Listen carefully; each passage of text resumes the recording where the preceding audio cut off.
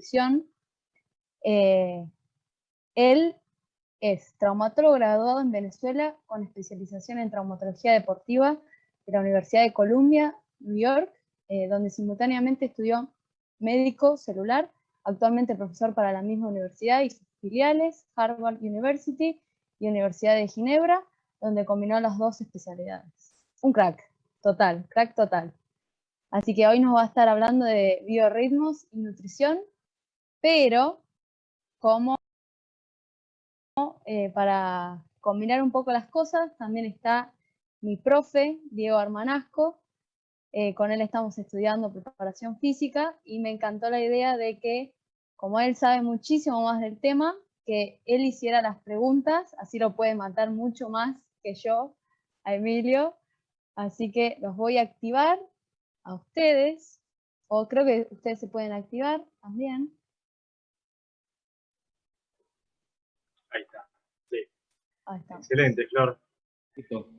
Bueno, arranco yo. En principio, bueno, agradecerte a vos por la posibilidad de conocer a Emilio, a la organización austral, a la Escuela Austral de Esgrima, Marcelo principalmente. Decime si lo dije bien. Club AAP, Esgrima Austral, está muy bien. Club Esgrima Austral, excelente. La verdad que la iniciativa es tremenda y bueno, muy agradecidos. La verdad que hay un montón de alumnos que están presentes en esta charla, así que espero que sea muy gratificante. Y bueno, ni hablar de la generosidad de Emilio de compartir esta tarde con nosotros, un domingo, que calculo que debe estar bastante ocupado y bueno, se brindó para compartir un poco de sus investigaciones y conocimientos, ¿no?, con nosotros. Así que un placer, Emilio, y bienvenido a este webinar. Pues no, gracias. Más bien agradecido a ustedes por la invitación. Siempre dispuesto como siempre digo, a poder dar información que debería ser pública y notoria para todo el mundo y sin embargo es una información que queda limitada solo a grandes centros de investigación, desafortunadamente, ¿no? Pero bueno, vamos a romper con todo eso. Vamos a empezar a impartirla. Bueno, me hicieron la invitación para que habláramos un poco de biorritmo, nutrición. Son temas muy amplios, muy amplios. A mí particularmente el tema del biorritmo me parece fascinante porque una de las cosas que se ha demostrado es que el biorritmo es la base del bienestar del cuerpo humano en una persona normal y mucho más en una persona deportista. ¿Okay? Por lo tanto, si nosotros no conocemos cómo funciona nuestro biorritmo y no respetamos nuestro biorritmo, empezamos a caer en una serie de patologías que durante muchos años se han considerado como patologías de diagnóstico desconocido o de diagnóstico, a todas le agregan el título de inmunológicas, etcétera, cuando realmente el verdadero origen ya está demostrado que está en parte regulado por la alteración de los neurotransmisores que intervienen en nuestro biorritmo. Por supuesto, para yo poder mejorar también eso, tengo que tener, entre otras cosas, una buena alimentación, una buena suplementación. Con eso también hay muchos mitos. Pero quería partir de algo muy básico, muy básico. Bueno, a todas estas, no sé, Diego, ya yo arranco. Excelente, no, excelente, Emilio. Básicamente, mi primera pregunta era, okay, por ejemplo, ¿no? En base a lo que estabas diciendo. Durante unos cuantos miles de años, el hombre cazó a todo lo que cazaba, a todos los animales que andaban dando vueltas. Llegó un momento que mató a todo lo que tenía dando vueltas y tuvo que cultivar. Con el cultivo aparecen las harinas. Y ahí empieza todo el problema, digamos. Ahí empieza todo el problema. A ver, fíjate, realmente lo más paradójico de todo es que nuestros códigos genéticos del hombre de ahorita, del 2020, del 2021, es el mismo código genético del hombre paleolítico.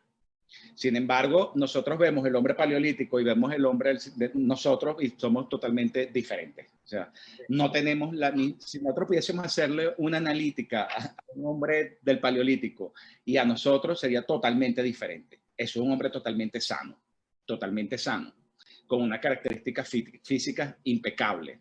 Porque en ninguna película hemos visto, y por supuesto en ningún documental, a un hombre del paleolítico con sobrepeso, a ninguno. Claro, la diferencia está cuando llega la época industrial, realmente. Nosotros tardamos 5.000 generaciones entre el Homo sapiens a la época, antes de la época industrial, y el código genético no varió en nada. Bastó que pasáramos 5 generaciones apenas desde el hombre industrial, desde la generación industrial hasta ahorita, para ver todos los cambios y todo lo que son las patologías que tenemos hoy en día. Patologías que no existían nunca y solo ocurrieron en 5 generaciones. Las 5.000 generaciones anteriores fue un cambio evolutivo del Homo sapiens al hombre primitivo, pero sin embargo mantenía unas condiciones totalmente óptimas. Entonces, claro, es realmente con la época industrial, con la industrialización, cuando comienzan a aparecer toda una serie de alteraciones y patologías que en conjunto es lo que se conoce hoy en día como la epigenética. Todo aquello que es capaz de modificar nuestra estructura genética, ¿verdad? Que son todas las cosas que nos rodean. Es decir, yo puedo tener una buena constitución genética, pero yo como mal, duermo mal, estoy estresado, no bebo agua, no tengo una buena calidad en la alimentación, evidentemente eso va a repercutir en lo que va a ser todo mi genotipo y mi fenotipo, completamente. ¿Ok? Perfecto, Emilio. Perdóname. Ahora vamos a ir a desarrollar obviamente sobre ese punto, ¿no? Sobre los biorritmos, pero yo te voy a hacer un poquito de abogado del diablo, ¿no? En el sentido de que entonces el paleolítico hacía todo bien, digamos, si nosotros tenemos que salir a buscar el omega 3, conseguir frutos secos. Es como que si tuviéramos, como que el paleolítico hacía una tarea y ya la hacía bien y nosotros tenemos que hacer 50 para alcanzar ese ideal. ¿Es así? Realmente es así.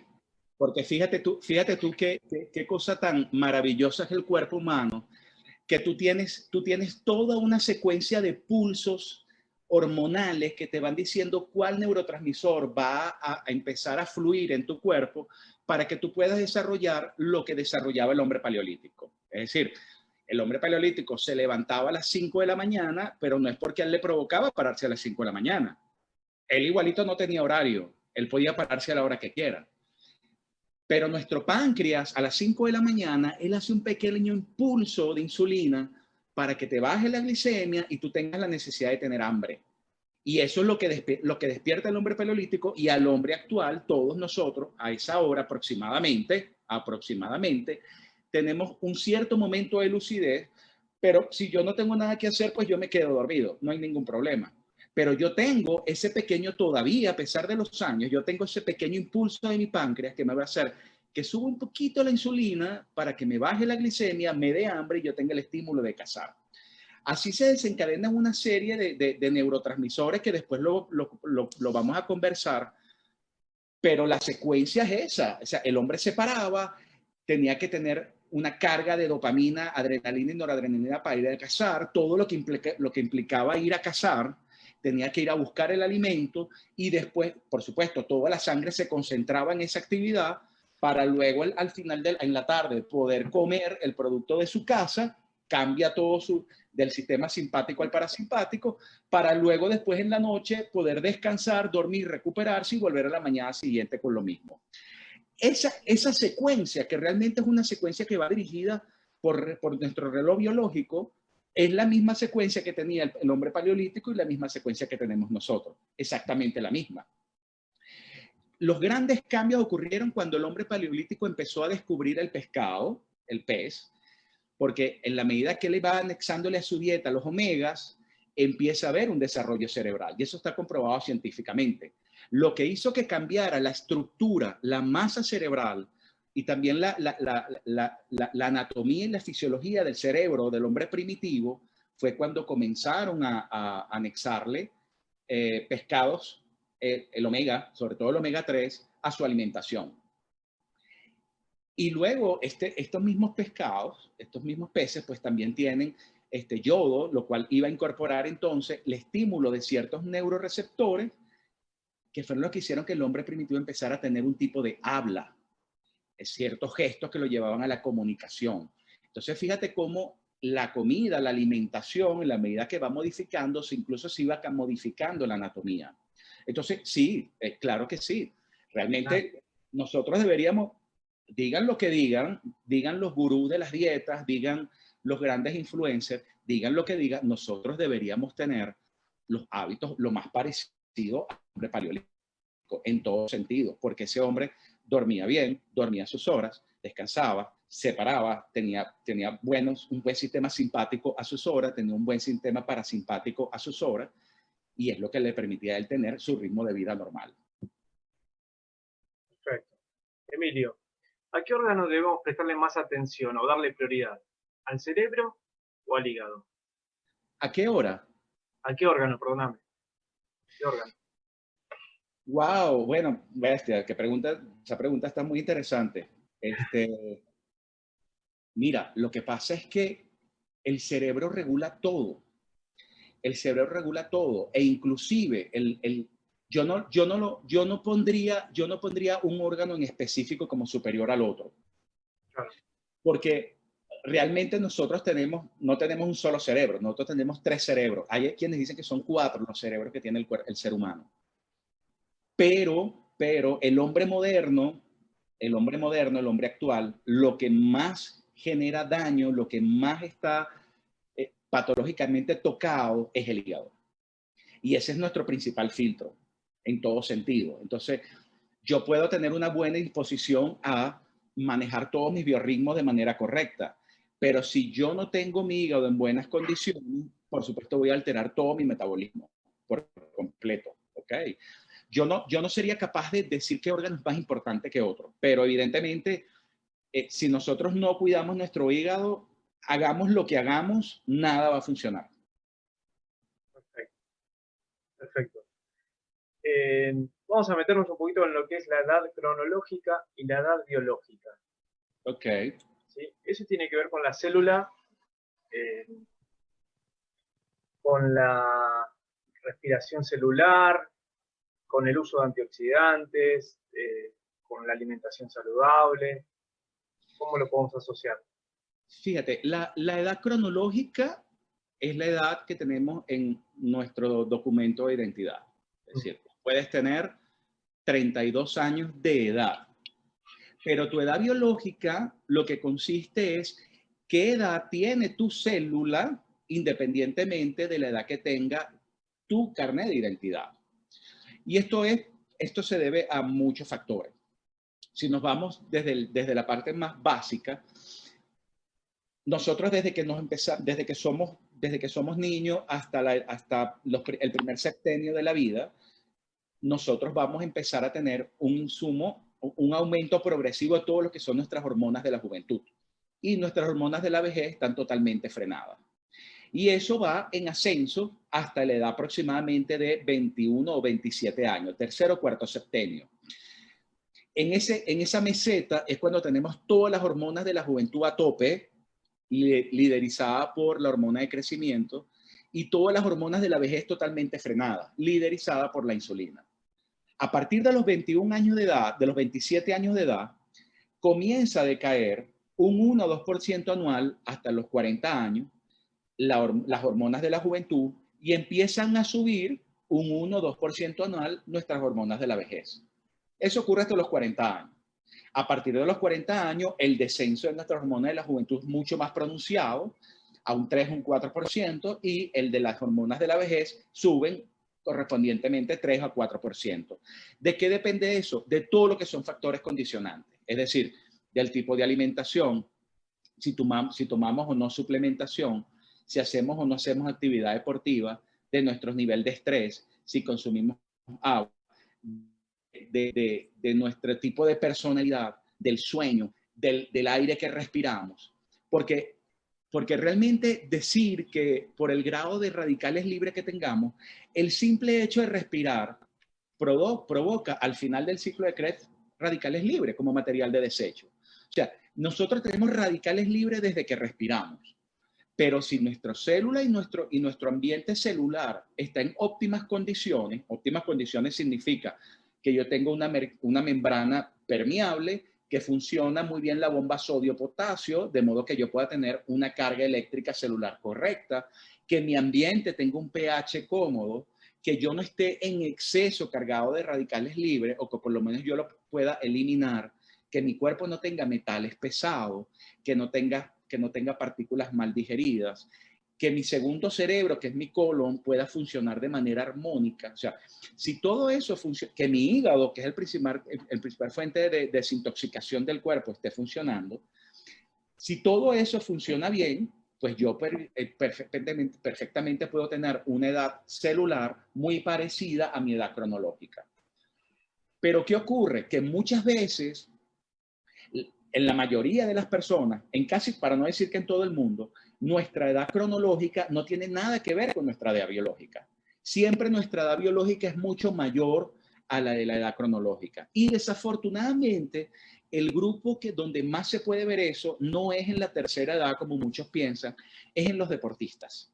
Los deportistas o las personas que hacen una actividad deportiva mucho mayor de lo normal, o un atleta, por lo general tiene un acúmulo mucho mayor de acidez y de radicales libres que el resto de las personas, que si no lo saben canalizar, va a llegar un momento en que el cuerpo no tiene la capacidad de balancear esa cantidad de radicales libres y empiezan a aparecer una serie de enfermedades degenerativas, por ejemplo, o enfermedades del tipo metabólica, y esa es una de las razones por la cual hoy en día se observa, por ejemplo, una altísima tasa de artrosis en pacientes jóvenes cuando son deportistas, porque simple y llanamente ha excedido la cantidad de radicales libres, hay un envejecimiento celular muy, muy, muy marcado y que por lo general el médico en general no evalúa eso. Cuando nosotros vamos al médico porque nos duele una rodilla o empecé a dolernos las articulaciones y ven que tú tienes 20 y pico, 30 años, lo menos que te va a decir el médico es que hay que estudiar tu edad biológica, porque a lo mejor estás envejecido celularmente. Nadie te va a decir eso. Pero desgraciadamente esa es la principal causa de la mayoría de las enfermedades. Vamos a hablarlo aquí porque si algo tenemos en común todo este grupo es que estamos con gente deportista, atleta, o por lo menos que tiene un nivel deportivo mucho mayor que el resto de la gente. Nuestros niveles de acidez y nuestros niveles de radicales libres y de intoxicación por metales pesados es muchísimo mayor que el resto de la gente. Mientras nuestro cuerpo lo pueda sopesar, no lo vamos a notar. Y lo que vamos a empezar a tener son sintomatologías muy vagas como por ejemplo cambios de humor, como por ejemplo alteración del sueño, como por ejemplo dolores leves que aparecen y desaparecen, como por ejemplo contracturas musculares, nudos musculares, desgarros musculares. Todo eso son pequeños síntomas que deberían hacernos pensar que hay un proceso de envejecimiento celular totalmente desproporcionado con nuestra edad cronológica. Perfecto. Mira, Emilio, nosotros desde la preparación física, bueno, vos sabés que tenemos una escuela que se llama RM, ¿sí?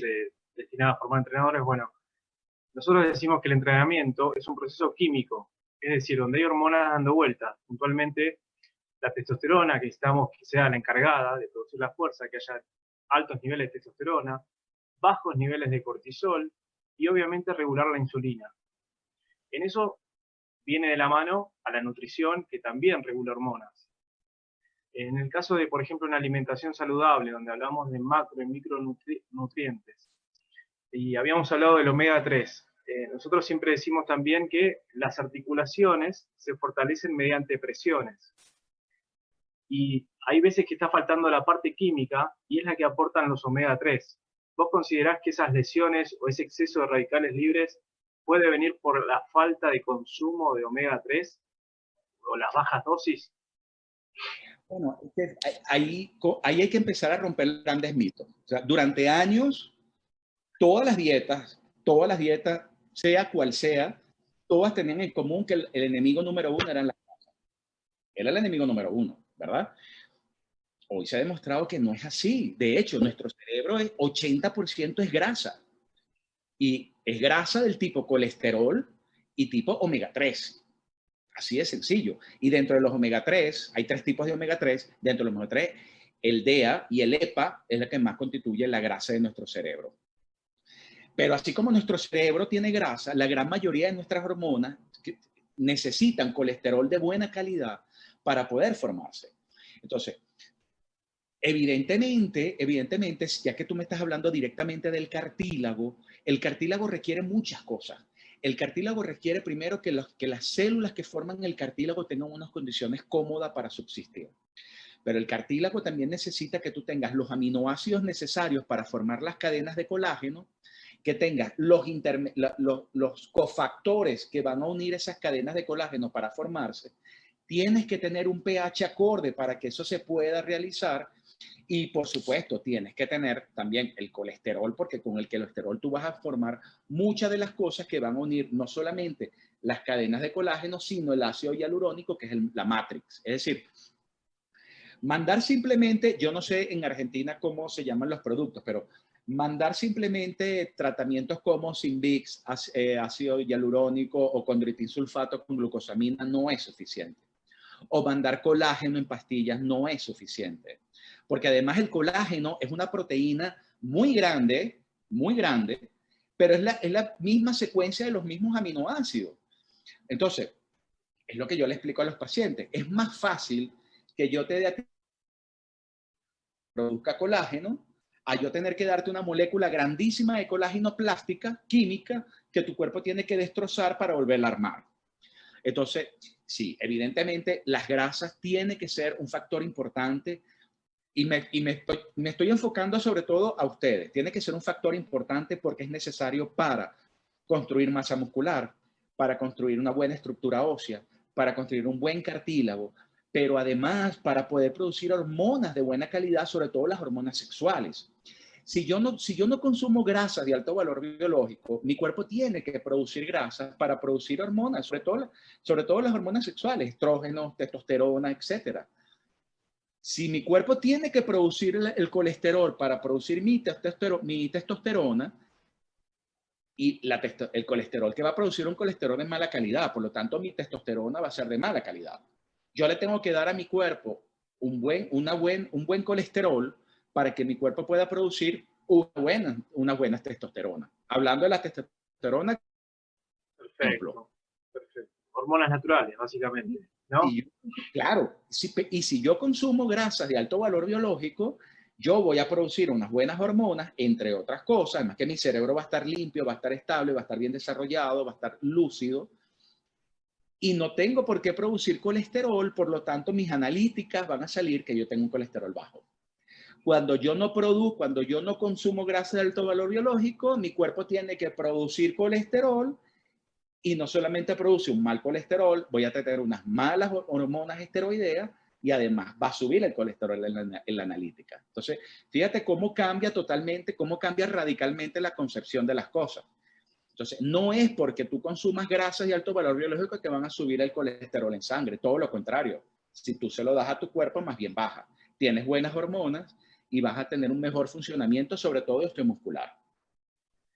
Ya la palabra dieta ya está mal usada desde el vamos porque significa estilo de vida, ¿o no? Sí, o sea, la palabra dieta, o sea, es en inglés diet y la cruz de muerto. O sea, las dietas no existen. O sea, la palabra dieta tenemos que quitárnosla del vocabulario. Todo lo que nosotros hagamos como una dieta, una vez que tú la rompas, tu cuerpo lo que va a decir, hey, este loco me quitó esto por tanto tiempo, yo lo voy a agarrar y lo voy a guardar como mi forma de reserva, que es glucógeno, lo vamos a guardar en forma de grasa, porque yo no me voy a arriesgar que me vuelva a faltar. Si yo le doy a mi cuerpo la alimentación correcta y yo logro rejuvenecer mis células, es decir, si yo logro bajar mi edad biológica vamos a suponer que yo tengo una edad biológica de 60 años. Si yo logro bajar mi edad biológica de 60 a 30 años o a 27 años, yo voy a tener un metabolismo como la de una persona de 27 años. Que yo a los 27 años yo me podía comer un churrasco a las 10 de la noche y no me pasaba nada. Entonces, no, el efecto rebote que tiene una dieta no lo va a tener cuando tú haces un protocolo de alimentación de rejuvenecimiento celular. Porque tú estás llevando tu metabolismo como cuando tú tenías 21 años.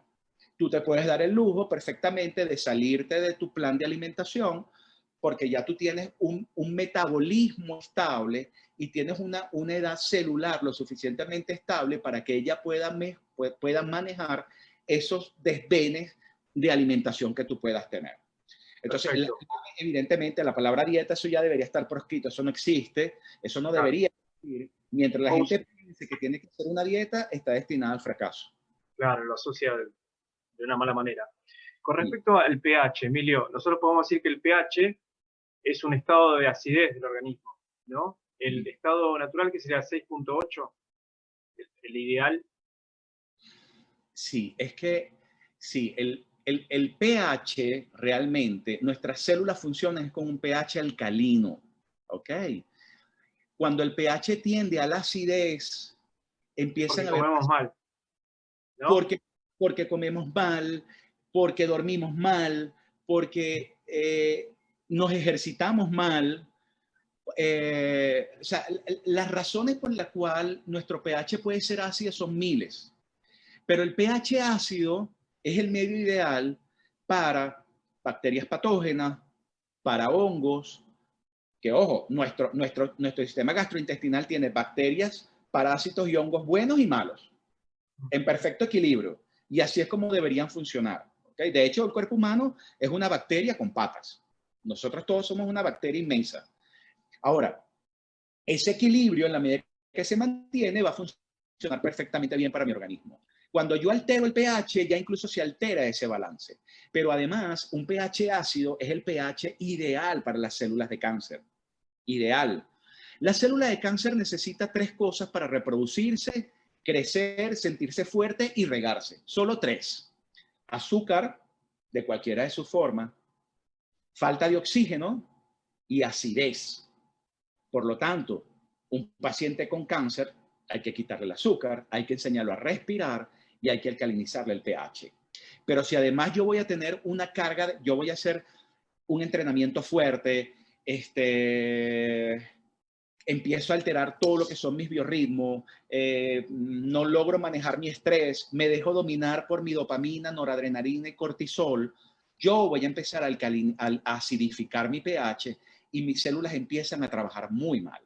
Eso, les pongo un ejemplo, eso es como si yo agarro mi carro y me quiero ir de Buenos Aires a Rosario, sabiendo que mi carro, el motor está fallando, o no le pongo aceite al carro. Evidentemente ese carro a lo mejor me llega a Rosario, pero va a llegar destruido. Eso le pasa al cuerpo humano cuando nosotros estamos en un estado de acidez. Pero ojo, el cuerpo humano tiene los 2 pH. Nosotros desde, esta parte se la voy a explicar muy sencillita. Nosotros desde las 3 de la mañana a las 3 de la tarde del otro día, nosotros tenemos un pH ácido. Estamos ácidos. Por eso es que nosotros en la mañana nos levantamos y lo primero que hacemos es ir al baño, tosemos, agarramos, orinamos, etc. Porque estamos eliminando, es una fase de eliminación simpática. A partir de las 3 de la tarde hasta las 3 de la mañana del otro día, ya cambia a un sistema parasimpático, a un pH alcalino, es una fase de absorción.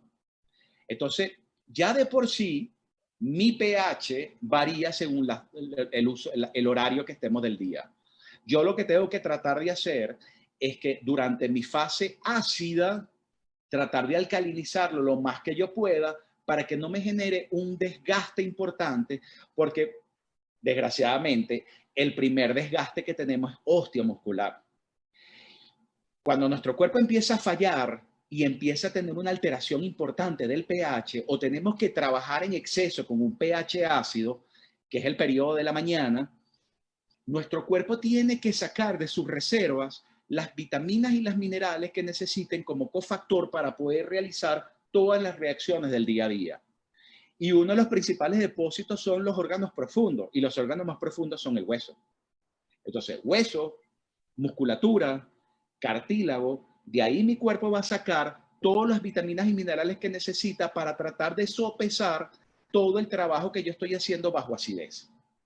Ahora imagínate si yo, o ustedes, mejor dicho, porque yo no lo hago, imagínense que ustedes se ponen a entrenar, ustedes se levantan, duermen mal, se levantan estresados porque tienen que entrenar, se van a entrenar, entrenan más de 2 horas en la mañana, pues el resultado final es que va a haber un acúmulo de ácido láctico, un acúmulo de una acidez prolongada del pH y un trabajo excesivo de nuestro sistema musculoesquelético bajo un pH extremadamente ácido. Eso nos va a traer consecuencias, que después la podemos hablar. Perfecto. Bueno, un ejemplo podría ser cuando vos venís bien ordenado en la alimentación y te comés, por ejemplo, una media luna a la mañana y ahí cambiaste todo el pH. Entonces, por ejemplo, parte de las dietas alcalinas, haciendo referencia al pH, regular el pH, te recomendaban qué cosa, que vos te tomes un jugo de limón a la mañana, puro, para que no alteres ese pH. Y digamos, si yo me tomo el jugo de limón ahora, ¿no? Y después quiero comer esa media luna, la voy a rechazar porque mi organismo no está predispuesto a ese pH, a esa acidez. ¿Es así? Sí. ¿Se entiende lo que digo? ¿Se entiende, Sí, Flor? a medias. Es decir, lo Sí, ideal... tal cual. Así, si alguno tiene alguna duda, quería aclarar. Puede escribir la pregunta y la puede mandar por privado, ¿sí? Y Claro, después al final, cuando ya terminamos con todas las preguntas programadas, me preguntan, le hacemos la pregunta a Emilio y la va contestando, ¿sí? claro, claro. Pero sí, fue como, ahora lo Mira, explica, si lo explica mejor. y aprovechen, siéntanse cómodos de preguntar todo lo que quieran, porque esto no es una clase, es mentira, yo no les voy a preguntar nada. Así que siéntanse cómodos y pregunten lo que quieran. Porque la idea es que ustedes aprovechen esta información. Esto es una información que viene de 5 centros de investigación a nivel mundial y que desgraciadamente son cosas que ellos prácticamente quedan selladas bajo juramento y muy poco sale a la luz. La información que tenemos es una información a media. Fíjate, Diego, que eso es verdad, pero hay que mejorarlo. Es decir, el limón es un ácido, pero él tiene el poder, él potencia el efecto alcalinizante de cualquier alcalinizante. Es decir, que si yo me estoy tomando un vaso con un jugo de limón, yo me estoy tomando algo que me va a potenciar el poder alcalinizante de algo, pero no le estoy poniendo el algo que me va a alcalinizar el limón. No sé si me entiendo, si me explico. Es decir, nosotros, si yo me levanto y yo tengo una rutina de hacer ejercicio importante en la mañana, yo tengo que pararme y alcalinizarme. Eso es lo primero que tengo que hacer. Yo tengo 35 a 40 minutos desde que me levanto para alcalinizar mi pH. Porque si no, empiezo a hacer ya un trabajo en bajo acidez, que eso lo que va a hacer es oxidarme. La mejor forma de alcalinizar es prepararse una limonada caliente con bicarbonato. Es decir, el limón va a potenciarme el efecto alcalinizante del bicarbonato. Pero si yo me tomo el limón solamente, perdí el efecto alcalinizante realmente que debería tener. Ahora, ¿cómo se prepara esa limonada? Eso también es importante porque lleva un orden. Ustedes calientan el agua hay que calentarla o en una olla de hierro es decir, eviten los aluminios, porque el aluminio es volátil. Uno de los principales metales pesados que tiene el cuerpo humano, todo el mundo es aluminio, porque el aluminio está en todas partes. Usamos desodorante con aluminio, usamos cremas para las caras con aluminio, los envases de aluminio de comida que lo metemos en el horno, pasa el aluminio a la comida. Todo, el aluminio está en todo y todos estamos intoxicados, entre otras miles de cosas, por aluminio. Eso es uno de los primeros. Me perdí, no sé por qué está hablando del aluminio. ¿Qué vaina? No, porque estamos hablando de la limonada. Ajá. Y del bicarbonato. Entonces, ¿qué pasa? Por ejemplo, aquí en Venezuela hay muchos problemas con el agua. El agua hay que hervirla para poderla tomar limpia. Claro. Pero a ver, si yo hiervo el agua al punto de ebullición, lo que sale, la burbuja que sale, eso es oxígeno. Por lo tanto, lo que me queda en el agua es hidrógeno. Y el hidrógeno es ácido.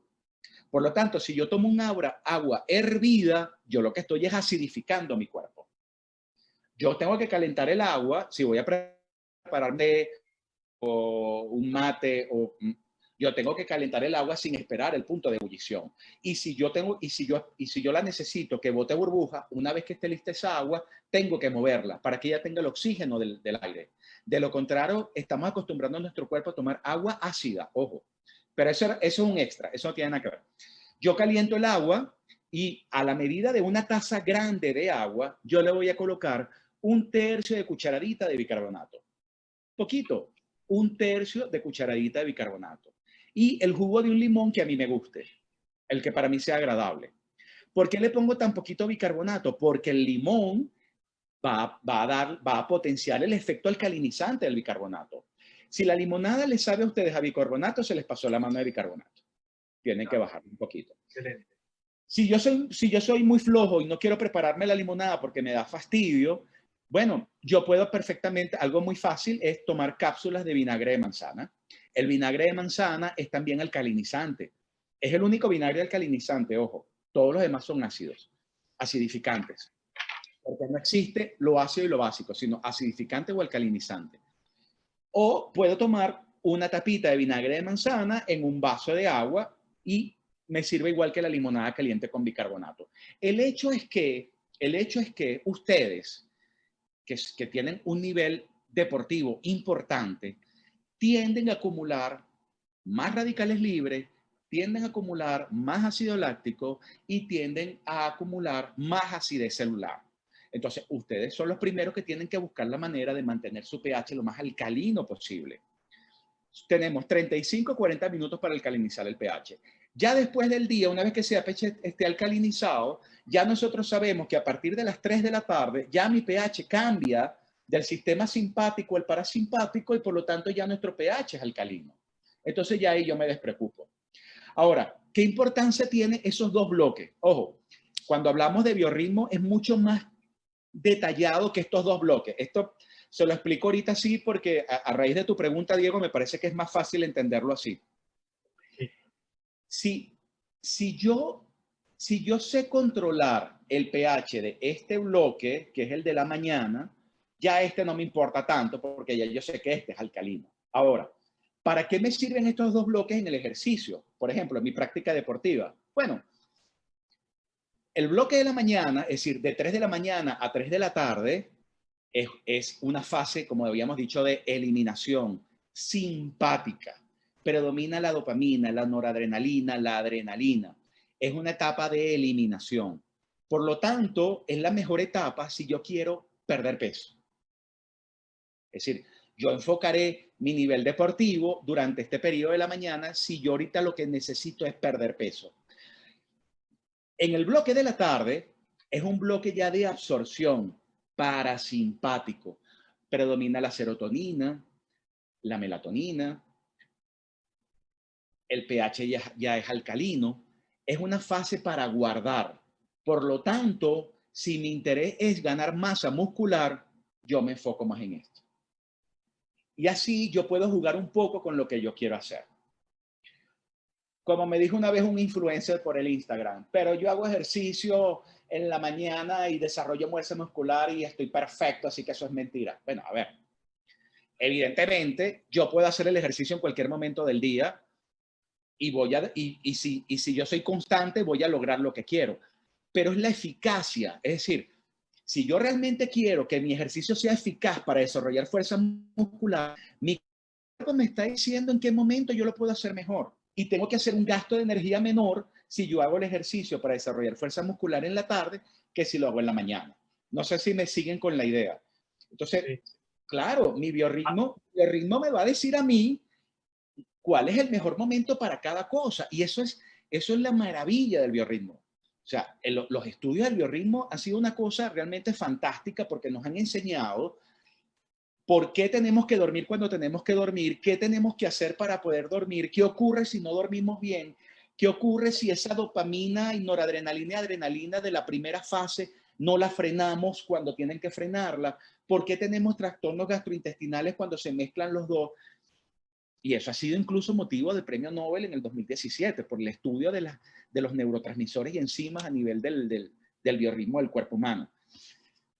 Emilio, ¿qué pasa cuando no tenemos la necesidad de perder peso graso y sí de construir masa muscular, porque nosotros decimos que desde las 8 de la mañana hasta las 3 de la tarde, hasta la 1 prácticamente, son altos los niveles de testosterona, es decir, por la mañana. Sí, Entonces no habría problema tampoco de entrenar la fuerza por la mañana. Es más, sería ideal, por lo que decís. claro. A ver, durante la mañana tú tienes la dopamina, la noradrenalina, la adrenalina, la testosterona, la hormona tiroidea, un poquito de cortisol para compensar. Todo eso está en la mañana. Entonces es un juego. Es decir, tú vas a buscar la manera de balancearte. Tu cuerpo te va a decir que durante la primera fase tú tienes que, que durante la segunda fase, de las 3 de la tarde a 3 de la mañana del otro día, tu cuerpo va a guardar. Pero ojo, guardar significa que tú puedes incluso ganar volumen, pero tú en esta parte, tú puedes desarrollar fuerza, porque tú tienes toda la descarga que te va a mantener activo funcionando a tu favor, ¿ok? Ya a partir de la tarde, cuando comienza a bajar la dopamina, adrenalina, noradrenalina, que empieza a subir la serotonina para después subir la melatonina, ya en esa fase, evidentemente, caen también la testosterona, trae la hormona tiroidea, por lo tanto, es mucho más fácil que tú guardes para el día siguiente y tú puedes tener incluso más volumen. Pero ojo, durante la mañana tú puedes ganar mucha fuerza muscular, tono muscular, limpieza muscular. A lo mejor no tanto el volumen, pero sí una buena formación muscular, que para ti también es importante. Inclusive, fortalecer mejor tus huesos también puede funcionar mejor en la mañana, porque tienes todas estas enzimas que van a estar trabajando sin necesidad de que tú tengas que sacar el magnesio, que por lo general el magnesio se saca de los huesos. En la mañana no vas a tener la necesidad de eso, porque tienes todo el resto de los neurotransmisores y enzimas que te van a ayudar a la formación. Lo que te decía de los dos turnos es una manera muy burda como de explicar el intrincado mundo del biorritmo, que realmente van por segmentos de hora. Pero perfectamente al nivel de ustedes pueden darse perfectamente el lujo de entrenar en cualquier momento. Ojo, porque ya ustedes tienen un nivel de entrenamiento totalmente diferente. Pero sí es importante que sepan que el cuerpo humano va a reaccionar diferente dependiendo de las horas. E inclusive, dependiendo de si dormiste o no dormiste. Tan sencillo como... Va a haber altos niveles de cortisol si no dormiste. Si tú prolongas en el tiempo, es decir, si tú no logras frenar el impulso de dopamina, noradrenalina, adrenalina, cortisol, testosterona, hormona tiroidea de la mañana y no respetas tu ritmo con la serotonina, evidentemente eso se va a prolongar. Fíjate que, bueno, no sé, con esto a lo mejor me voy a extender, no sé si sigues preguntando y al final me extiendo, porque... No, sí, yo te digo. Hay algo muy interesante, Sí. Con eso, que es que, fíjate, lo primero que si nos vamos al punto de neurotransmisores, sí, lo primero que nosotros hacemos en la mañana es tener un impulso de dopamina. ¿Por qué? Porque la dopamina es la que te va a dar el despertar, el impulso, el ataque, el que te va a tener listo para afrontar el día a día. Es lo que te mantiene a ti centrado, motivado. Luego, en el transcurso de la mañana, vamos subiendo nuestros niveles de noradrenalina y adrenalina para poder mantener ese impulso. Es lo que el hombre paleolítico necesitaba para ir a cazar. Él se despertaba, lo que les había dicho al principio, tenemos ese primer impulso de insulina pequeñito para despertarnos porque tenemos hambre y saber que tenemos que comer. Puede ser que no le hagamos caso y sigamos durmiendo, pero si le hacemos caso, lo primero que vamos a hacer es tener, el impulso de dopamina, que nos va a mantener alerta. En el caso de ustedes o de todos nosotros, esa dopamina nos va a dar el despertar, la motivación, el impulso, la fuerza, el ánimo, las ganas de hacer todo lo que tengamos planificado para el día a día. Luego viene la noradrenalina y la adrenalina, que son los 3 neurotransmisores del sistema simpático, que son los que nos van a mantener esa actividad. Pero ojo, Cuando yo me levanto, si lo primero que yo hago es mirar la luz del sol, ya yo a través de la retina, nervio óptico, hipotálamo, etcétera, ya yo estoy activando mis mecanismos para que en 11, 12 horas aproximadamente empiece yo a aumentar mis niveles de serotonina y melatonina, para que yo en la noche después pueda dormir.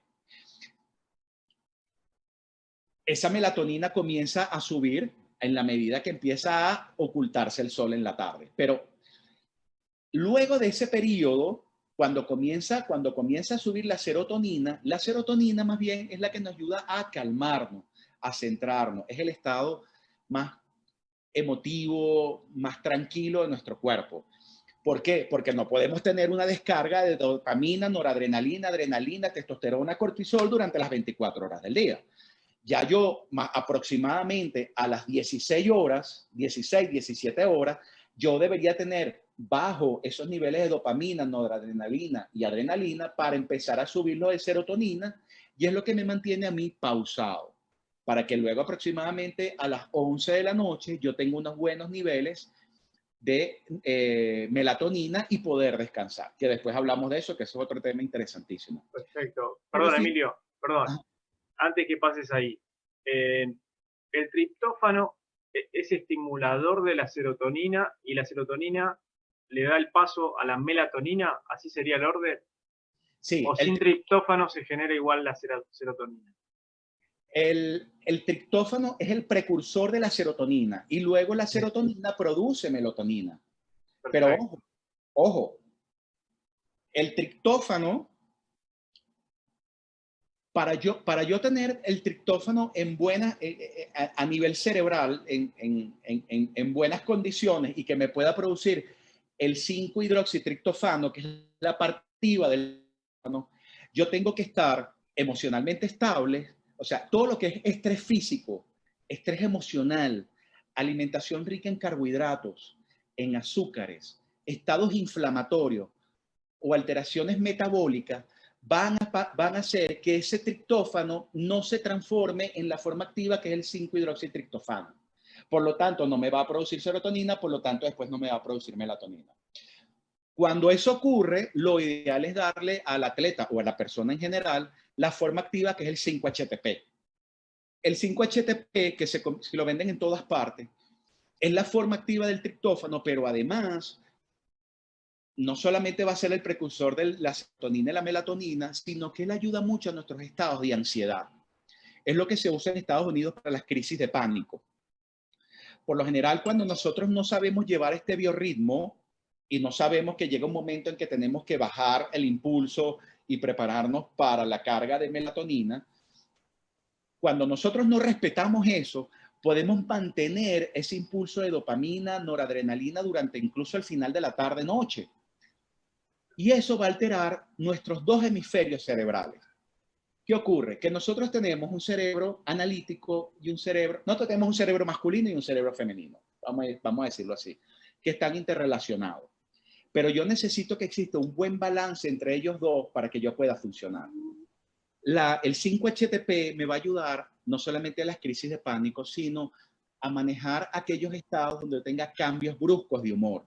Es decir, cuando yo paso fácilmente de la alegría a la tristeza, la melancolía, la rabia, la furia, etcétera, es porque, uno, o me falta buenos omega 3 para mi cerebro, o dos, he alterado mi barrera hematoencefálica, es decir, la sangre está pasando partículas grandes o tóxicos a mi cerebro porque se rompió el equilibrio de la barrera hematoencefálica, la que separa la sangre de nuestro sistema nervioso central. O simple y llanamente dormimos mal, o estamos llenos de radicales libres, o estamos llenos de tóxicos, de metales pesados. El 5-HTP ayuda a equilibrar eso. Y el triptófano lo tenemos con la comida. Ajá, perdón. Excelente, ahí está el punto. Porque una de las preguntas que chusmeé... Diego, perdón. No tengas miedo, o sea... No, está bien, está bien. Estás hablando, me pego. Gracias. No, está bien, te agradezco. Mismo vos también. No, porque una de las preguntas era, porque durante muchos años se hizo estas dietas bajas en colesterol y se restringió el consumo de huevo y es la materia prima del colesterol. O sea, la materia prima de la testosterona es el colesterol, perdón. Y el huevo, junto con la yema, y mismo ahora que estabas hablando de la cocción, no es lo mismo hacerlo a la plancha, ¿no? Que hervirlo, y que incluso la parte de adentro no esté tan cocida, ¿no? ¿Es así? Sí, esos son dos grandes mitos que desafortunadamente y de manera increíble se mantienen. O sea, a mí me sorprende cómo todavía hay gente que dice, no, y lo veo mucho en los restaurantes de los gimnasios, que tú ves a la gente que dice, no, prepárame un omelette pero con puro clara. Pero ¿cómo te vas a comer tú que eres un deportista, cómo te vas a comer un omelette con pura clara? O sea, la yema tiene colina, la colina es el precursor de la acetilcolina, o sea, tu cerebro necesita acetilcolina. Acetilcolina. Pero también tiene lecitina que te ayuda a disolver todos los componentes cuando tú vas a hacer la absorción de la comida. O sea, el huevo es una alimentación muy completa, muy, muy, muy completa. Lo único que no podemos hacer es comer el huevo crudo ni comer el huevo muy cocido. Si lo comemos, el huevo tiene avirina, que es un inhibidor de las caspasas, por lo tanto está acelerando el envejecimiento celular.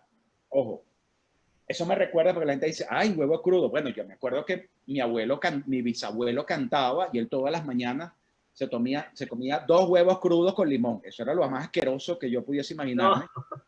Pero ojo, el huevo crudo. Hay gente que se lo come. Rocky también comía. Bueno, eso descártelo. Vamos a ver. Déjame ver si alguien tiene cara que come huevo crudo. A ver. El que come huevo crudo, eliminado. Pero si nosotros cocinamos en exceso el huevo, ya también perdió el valor nutricional. El huevo hay que comprarlo completo, clara, yema, sin miedo. Sin miedo. Es una de las principales fuentes de grasas de alto valor biológico. Ojo, también lo ideal sería que sea de una gallina que sea de pastoreo, porque ahí entramos en otro tema, que es que está comiendo la gallina que está produciendo el huevo. Pero bueno, ya es otro tema. Perfecto. Otro día. ¿Podemos decir mínimamente cuál sería la dosis, por ejemplo, en un adulto de 2 a 4 huevos por ingesta? Mira, yo siempre recomiendo por lo menos 2 huevos al día. 2 huevos al día, mínimo. Si tú no eres una persona que te gusta consumir por lo menos resto de grasas, o sea, que no te gusta el aceite de oliva, que no te gusta el aceite de coco, que no te gusta el aguacate, el avocado, que no te gustan las nueces, las semillas, entonces, pero te gusta comer huevo, pues aumenta tu dosis de huevo, no hay ningún problema. De 2 a 4 está perfectamente bien. Ok. Perfecto. Entonces, ojo. Ajá. Sí, me sigue. No, te quería comentar que, bueno, obviamente algunos de los que estamos acá somos papás y, bueno, obviamente lo que es cultural, más el marketing, más las galletitas y todo eso, entonces cuesta establecer pautas, ¿no? Claro. En las etapas de desarrollo, básicamente. Entonces, un huevo, por lo menos, durante el día, a la mañana, es ideal como para empezar a organizar ese pH interno, ¿no? Claro, pero tú me estás hablando de niños. De niños, claro. Claro. A ver, no le voy a dar a un niño en el desayuno un omelette con 4 huevos. No, es que no te lo va a comer tampoco. Entonces, ¿cómo incorporamos desde la mañana, ¿no? Claro. Empezar a que ellos nos vean cocinar, que ellos nos vean comerlo también, porque predicar con el ejemplo es lo mejor que podemos hacer. Claro. Pero fíjate que es importante ir a la raíz. Fíjate que habíamos hablado de un primer turno que era de eliminación y un segundo turno que es de absorción. Este es el sistema simpático, el que predomina en la mañana. Este es el sistema parasimpático. Los neurotransmisores del sistema simpático son dopamina, noradrenalina y adrenalina. Pero nosotros, para poder producir esos neurotransmisores, necesitamos tirosina, que es el aminoácido. ¿Ok? Ese aminoácido está prácticamente en todo lo que son las carnes y productos animales. Pero si nos vamos al sistema parasimpático, que está el GABA, la serotonina, la acetilcolina, perdón, ahí sí necesitamos colina, el huevo, necesitamos grasas. El triptófano para producir la serotonina, que también viene de los productos animales. Solo que el triptófano... Y está en la yema. Está en la yema, en la leche materna y en el chocolate también, ¿no? Sí, claro. De hecho, el triptófano también es verde, lo tenemos también en algunas semillas, en frutos secos, que todos realmente son semillas, ojo. Pero bueno, en todo lo que son semillas, frutos secos, vegetales verdes, las carnes, cualquier tipo de carnes, blancas, rojas. La única carne que yo siempre les recomiendo, sobre todo a los deportistas, pero a la gente en general, que traten de limitarla un poco es el cerdo. Porque el cerdo no es ninguna carne blanca. Eso es mentira. El núcleo, el cerdo es rico en ácido araquidónico, que es un factor proinflamatorio. La base de todas las enfermedades hoy en día, eso está demostrado también, la base de todas las enfermedades hoy en día es la inflamación subclínica. Todo lo que genere esa microinflamación en nuestras células es lo que va a generar, y esa inflamación prolongada en el tiempo es lo que va a provocar la gran mayoría de las patologías, porque eso genera algo que se llama un síndrome de humedad visceral. Si mi cuerpo está muy ácido o tiene esa inflamación subclínica, lo que va a hacer es que mis órganos van a estar humedecidos. Si están humedecidos, ya eso es una condición no solamente precancerígena, sino de un mal funcionamiento y un daño y mutación celular. Una de las cosas que me va a generar eso es todo lo que sea proinflamatorio. La carne de cerdo es proinflamatoria, o sea, favorece la inflamación y no es por la grasa, es por la fibra muscular. Entonces, la carne de cerdo sí es recomendado limitarla por lo menos 1 o 2 veces al día. La otra cosa, ok, yo puedo tener triptófano de la carne o puedo tener tirosina de la carne, pero ellas también son sensibles al calor. Si yo agarro un bistec, un pedazo de carne y lo pongo a la parrilla a que no sé cómo se dice, chamusque, se queme, que quede la cáscara negra, ahí perdimos todo el triptófano, perdimos toda la tirosina completica. Entonces, la carne también hay que saberla cocinar, así como los vegetales tenemos que prepararlo de cierta manera para no perder su valor nutricional. Las proteínas animal también tenemos que saber consumirla para poder aprovecharla. Tanto la tirosina para el sistema simpático como el triptófano para el sistema parasimpático. Perfecto, me río porque así como yo, con la comida bien quemada, la carne del asado. Pues ya sabes que estás perdiendo tu dinero. Sí, estoy perdiendo plata, Emilio, mirá, la primera vez que escuché de omega 3 fue el doctor Barry Sears, que vino a la Argentina, a la facultad de donde yo estudiaba, la UCES. Qué bien. Y habló de omega 3, bueno, obviamente de lo que estabas hablando vos, de que el consumo era muy bajo, que se usaban deportistas para disminuir la toma de decisiones, bueno, todos los beneficios que tiene el alto nivel inflamatorio, bueno, fortalece el sistema inmunológico. Recomendó, por ejemplo, una dosis mínima de 2 gramos a 5,5 gramos diarios. ¿Vos en qué momento considerás que, bueno, decime qué opinás, y en qué momento considerás que se deben utilizar? ¿A primera hora de la mañana o a última hora del día? Fíjate, el doctor Barry Sears, por cierto, fue la primera persona que habló de lo que es la inflamación subclínica. Él fue el que descubrió el hecho que hay ciertos factores que generan inflamaciones subclínicas que luego generan enfermedades degenerativas para empezar. Luego nos podemos ir por ahí por otra cosa interesantísima del doctor Barry Sears. Perdón, por ejemplo, ¿cuáles? Alzheimer. Todo lo que sea artrosis, o sea, artrosis, todo lo que son enfermedades, por lo menos todas las enfermedades degenerativas del sistema musculoesquelético las vamos a tener por acidez. Pero además vamos a tener falla de órganos vitales, como por ejemplo el hígado. Vamos a tener inflamación de la íntima, que eso es lo más importante. La íntima es la parte más interna de todas nuestras arterias, que no estoy hablando de calcificación, que la calcificación también es un signo de degeneración por todo esto. Pero lo que primero comienza a ocurrir es una inflamación de la parte interna de nuestras arterias. Imagínense ustedes que se les cae una taza de café en un mesón, en una mesa. Cuando ese café se seca y ustedes pasan la mano, se les va a quedar pegada la mano. Cuando comienza a alterar el pH y comienza a haber una inflamación subclínica, que es lo que hablaba el doctor Barry Sears, Lo que ocurre es que la parte interna de nuestras arterias comienza a convertirse como una especie de pega, se vuelve pegajosa, la sangre ya no tiene un flujo laminar, sino que empieza a ser rémora, se va pegando y eso favorece el acúmulo de placas de ateroma, que luego se desprenden y forman los trombos. Entonces, si no queremos morirnos de un infarto cerebral o cardíaco y queremos tener nuestras arterias lo más limpias posible, lo primero que tenemos que hacer es luchar contra la inflamación subclínica o la inflamación de bajo grado. Eso es muy importante. Ahora, volvemos con lo del omega 3. El omega 3 es de 3 tipos. Hay el ácido alfa-linoleico, el EPA y el DEA. Entonces, todo depende de lo que nosotros queramos. El EPA es quizás el componente antiinflamatorio de los omega 3. Entonces, yo voy a jugar un poco con qué es lo que yo quiero. Pero el DHA es la parte encargada de todo lo que es la neuroestructura.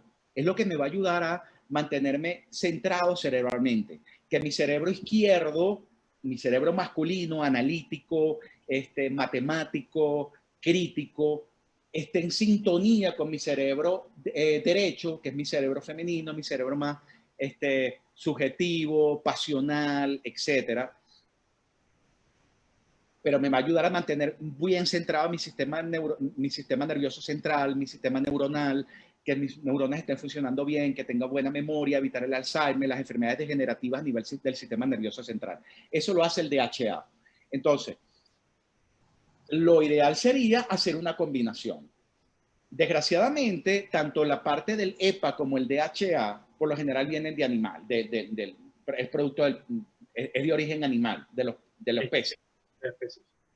Si yo no quiero tomarlo, porque ojo, viene después la otra parte, los niveles de mercurio. Es decir, nosotros no podemos ir a una tienda a comprar deme un omega 3, el más barato que tenga, porque yo estoy seguro que el más barato que tiene seguramente está full de mercurio. Si yo voy a comprar un omega 3 que sea en base a EPA y DHA, yo tengo que verificar que realmente sea bajo en mercurio. Es una de las primeras cosas que tenemos que ver. Porque si no, nos vamos a llenar también de un mercurio extra, que yo estoy seguro que todos los que estamos aquí, que no sé cuántos estamos aquí ahorita, pero todos los que estamos aquí tenemos por lo menos mercurio por encima de lo normal. Entonces, ahora, si yo soy vegetariano o no quiero, yo puedo utilizar el aceite de lino, las semillas de linaza, que sería el ácido alfa-linoleico. Lo que pasa es que no es tan 100% eficaz como los otros dos componentes del omega 3.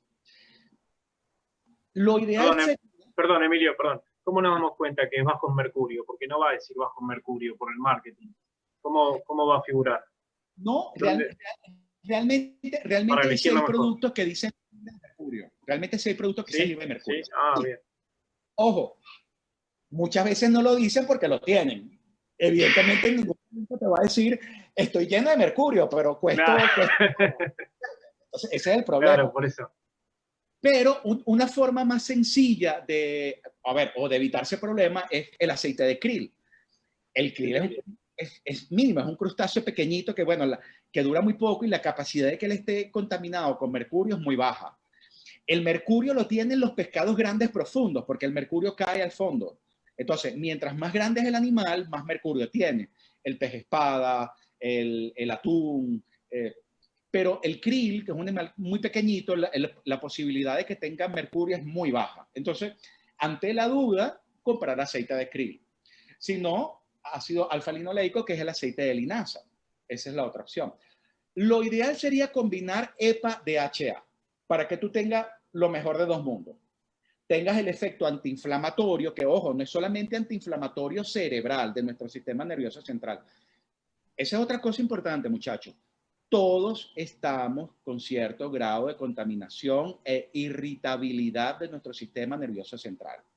Empezando porque todos estamos expuestos a luz azul en la noche, a radiaciones, al Wi-Fi, el simple hecho que nosotros estemos hablando por teléfono una hora, el simple hecho de hablar una hora con el teléfono pegado a la oreja, eso va a alterar nuestra permeabilidad de la barrera hematoencefálica. ¿Qué significa eso?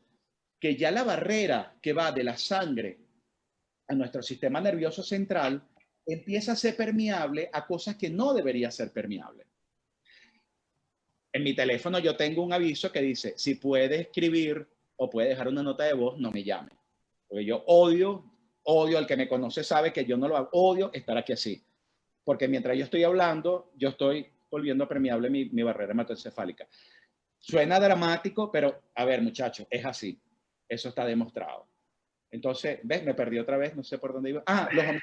Entonces, fíjate, la otra cosa importante es que nosotros tenemos que tener un balance entre los omegas. Omega 3, bueno, y hoy en día estamos hablando del omega 3, el omega 5, el omega 6, el omega 7 y el omega 9. Son muchos los tipos de omega. Y en la medida que vayan descubriendo más omega, pues irán apareciendo. Y el número lo que significa es dónde está el doble enlace. Mientras más alejado esté, más termoestable es. Por eso es que el omega 9, que es el aceite de oliva, nosotros podemos cocinar con omega 9 y es estable. No se va a convertir en una grasa trans. Pero, eso te iba a preguntar. ¿Se puede cocinar con omega 3? ¿Podemos hacer, por ejemplo, no sé, bueno, el huevo ya habíamos dicho que es mejor cocinarlo o hervirlo. Pero, por ejemplo, una milanesa, ¿la podemos hacer con omega 3? No, ¿Con oliva, aceite de oliva? No, el aceite de oliva es omega 9. Si a ti te venden un aceite que diga omega 3, no puedes cocinar con eso. Porque mientras más próximo al comienzo esté el doble enlace, más termolábil es. Es decir, más sensible al calor, por lo tanto se convierte en una grasa mala, una grasa trans. Perfecto. Mientras más alejado sea, es decir, el día de mañana aparece un omega 24, pues tú vas a cocinar con el omega 24 y te olvidas del omega 9, que es el aceite de oliva. El aceite de oliva es el omega 9. Bien, perfecto, entendido.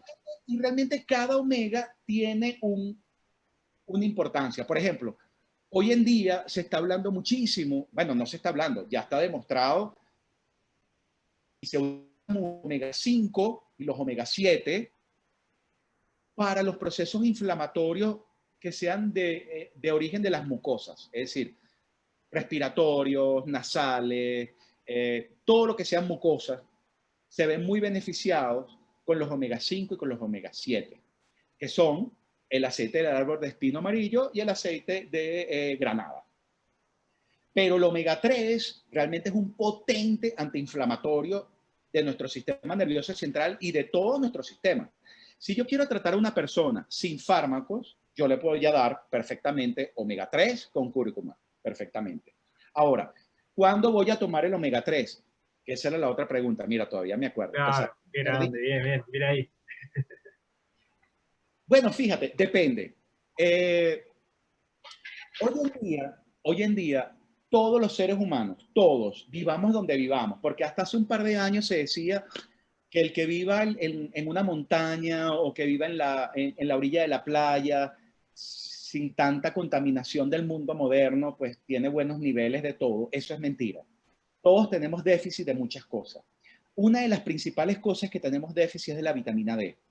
Una de las principales. Es decir, tenemos déficit de magnesio, de vitamina D, de vitamina C. Las tres, todo el mundo. Hay bajos niveles de zinc también. Todo el mundo tiene bajos niveles de zinc. Esas tres cosas son vitales para un deportista. Vitales. Y todos la tenemos en déficit. Todos. Ahora, la vitamina D hoy en día se considera que no es una vitamina, es una hormona. Es una hormona colesterol dependiente. Yo necesito tener un buen nivel de colesterol para producir una buena vitamina D y en contacto con la luz solar activarla. Por lo tanto, si yo voy a tomar vitamina D, la vitamina D la voy a absorber mejor si yo la tomo con una grasa. Entonces yo voy a jugar un poco con los omega. Yo prefiero mandar, dependiendo también del grado de acidez, el grado de actividad física que tenga el paciente o la persona. Pero yo el omega 3, yo prefiero mandarlo en la mañana y al final de la tarde, en los dos. ¿Por qué? Bueno, porque en la mañana me estoy asegurando que estoy dando un buen nivel de antiinflamatorio natural, es decir, sobre todo me enfoco más en el EPA, para que durante toda mi actividad, durante el día, que ya yo sé que de todos modos siempre va a estar un poquito ácida, yo mantengo un buen nivel antiinflamatorio. Pero voy a dar mi componente de omega 3 en la tarde, porque mi cuerpo, sobre todo el DHA, porque mi cuerpo se repara de noche. Y esa es la importancia de poder dormir. Si yo no duermo bien, mi cuerpo no se va a reparar. No va a reparar mi parte muscular, no va a poner en descanso mi sistema nervioso central, no va a ayudar a reestructurar mi hígado, ni mis suprarrenales, etc. Entonces, y lo mezclo con la vitamina D, porque la vitamina D, como es una hormona colesterol dependiente, si yo lo doy con una grasa, se va a absorber mejor. Y yo necesito que mi cuerpo, en la noche, a la hora de dormir, tenga un buen nivel de vitamina D, tenga un buen nivel de omega 3, tenga un buen nivel de vitamina C. Si no nos queremos complicar la vida, porque creo que estoy hablando mucho y creo que voy a confundir un poco. Si no me quiero complicar la vida, entonces yo compro un omega 3 que sea EPA-DHA. Y con eso nos quitamos el dolor de cabeza encima. ¿Y dónde encontramos vitamina D? La vitamina D, ¿dónde la podemos encontrar? En los alimentos. Bueno, antes de decirte dónde la vamos a conseguir,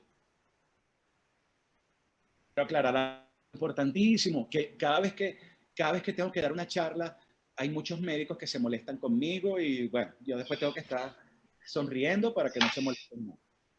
Es mentira que la suplementación alimentaria nos va a dar los aportes necesarios de vitamina D. Es mentira. Es mentira.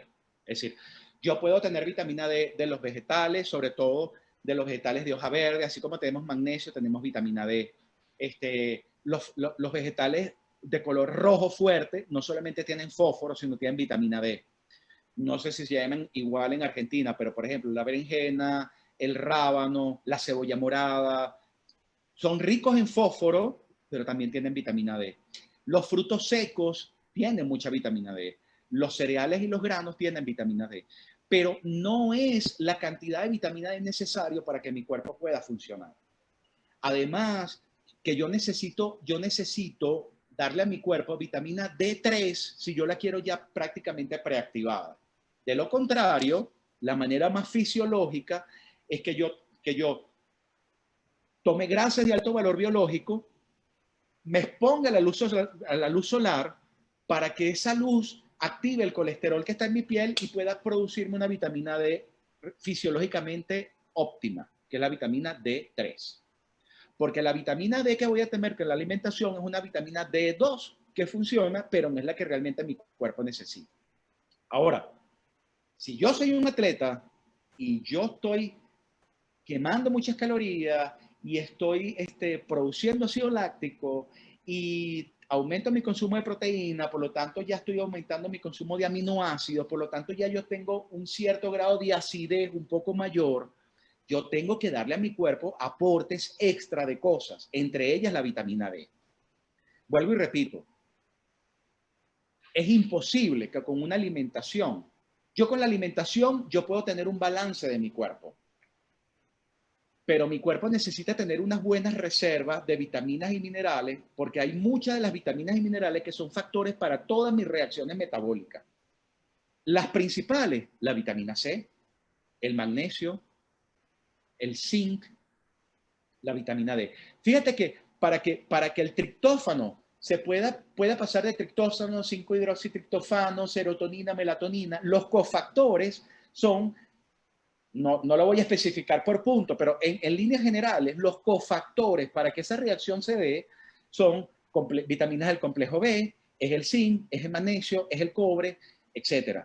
Y para que la tirosina me pueda producir tirosina, dopamina, noradrenalina y adrenalina, requieren los mismos cofactores. Por lo tanto, yo le tengo que dar un aporte a mi cuerpo extra para que yo tenga unos buenos niveles de esta vitamina D. ¿Por qué hoy en día hay tan baja vitamina D en las personas? Bueno, porque yo requiero primero exponerme al sol. Pero si ya me dijeron que si yo tomo sol me va a dar cáncer de piel y todo el mundo usa protector solar, ya no absorbo la luz del sol. Por otro lado, yo tengo que exponerme al sol sin ropa. O sea, yo no voy a asomar mi cara por la ventana pensando que el sol que me va a pegar en la cara va a producirme suficiente vitamina D. Eso es mentira. Yo tengo que estar lo correcto, con la menor cantidad de ropa posible, exponerme a mitad de mañana, 9, 10 de la mañana, a la luz solar para que mi cuerpo absorba esa luz. E inclusive la forma como incide el rayo de luz en mi cuerpo me va a decir si yo realmente estoy siendo eficaz absorbiendo esa luz ultravioleta que va a activar mi vitamina D. y yo veo que la luz forma una sombra en el piso de mi mismo tamaño, la dirección del rayo es perfecta. Pero si veo que la sombra es el doble de mi tamaño o mayor que mi tamaño, no estoy tomando la luz de la forma correcta. Entonces fíjate que hasta esa tontería se ha demostrado que influye. Bueno, en conclusión. Excelente, Sí, excelente, termina excelente, de los alimentos, pero no. Ustedes tienen que... excelente, excelente. Emilio, mira, te propongo esto. Hay un par de preguntas que tiene Flor ahora para leerte Ajá. y me parece después, ¿qué te parece si hacemos un recreíto de 5 minutos, Flor, lo que vos consideres, Dale. como para que los chicos Lo que puedan ir diga al la gente. baño o Emilio también, Exacto, prepararse puede un tomar agua café y, para... Sí, claro, tal cual, pues no lo dejamos ni Ok. respirar, pobre. lo vamos a exprimir. Bueno, está bien, chévere, vamos a hacerlo así entonces. Vamos a hacer una cosa, voy a leer algunas preguntas que están acá en el chat Ok, buenísimo, para buenísimo. que saquen algunas dudas. Ok. Acá Vidal Robles pregunta, ¿qué cantidad de miligramos podemos utilizar el magnesio? ¿400 miligramos al día es correcto? Ok. ¿Respondo? Responde nomás. Sí, sí, sí. Ok. Fíjate, con el magnesio, ¿qué pasa? Que el magnesio depende de la presentación del magnesio. El magnesio per se tiene muy mala absorción, muy mala. Entonces, lo ideal es buscar una buena forma, un buen tipo de magnesio. Existe el óxido de magnesio, el sulfato de magnesio, el citrato de magnesio, el glicinato de magnesio, el magnesio con taurina. Lo ideal es que el magnesio venga asociado con cualquier aminoácido, taurina, glicina, etcétera, con cualquiera. Ese es el mejor, pero por desgracia es el más caro. El segundo mejor es el citrato de magnesio. Tiene mejor absorción. El peor de todos es el óxido de magnesio, pero ustedes van a ver que en la gran mayoría de los sitios el que venden es el óxido de magnesio, porque es el más barato. Inclusive yo me acabo de dar cuenta, me di cuenta en estos días, que el magnesio que yo tomo, que es del GNC, que es carísimo, no, me imagino que en Argentina existe esa cadena GNC, Sí. es un óxido de magnesio, es una porquería y es carísimo. Acá Entonces, tenemos, sí, perdón, uno que está vinculado con el zinc y el selenio. ok, Pero no dice, no aclara, yo lo estuve buscando y no aclara si es citrato, óxido.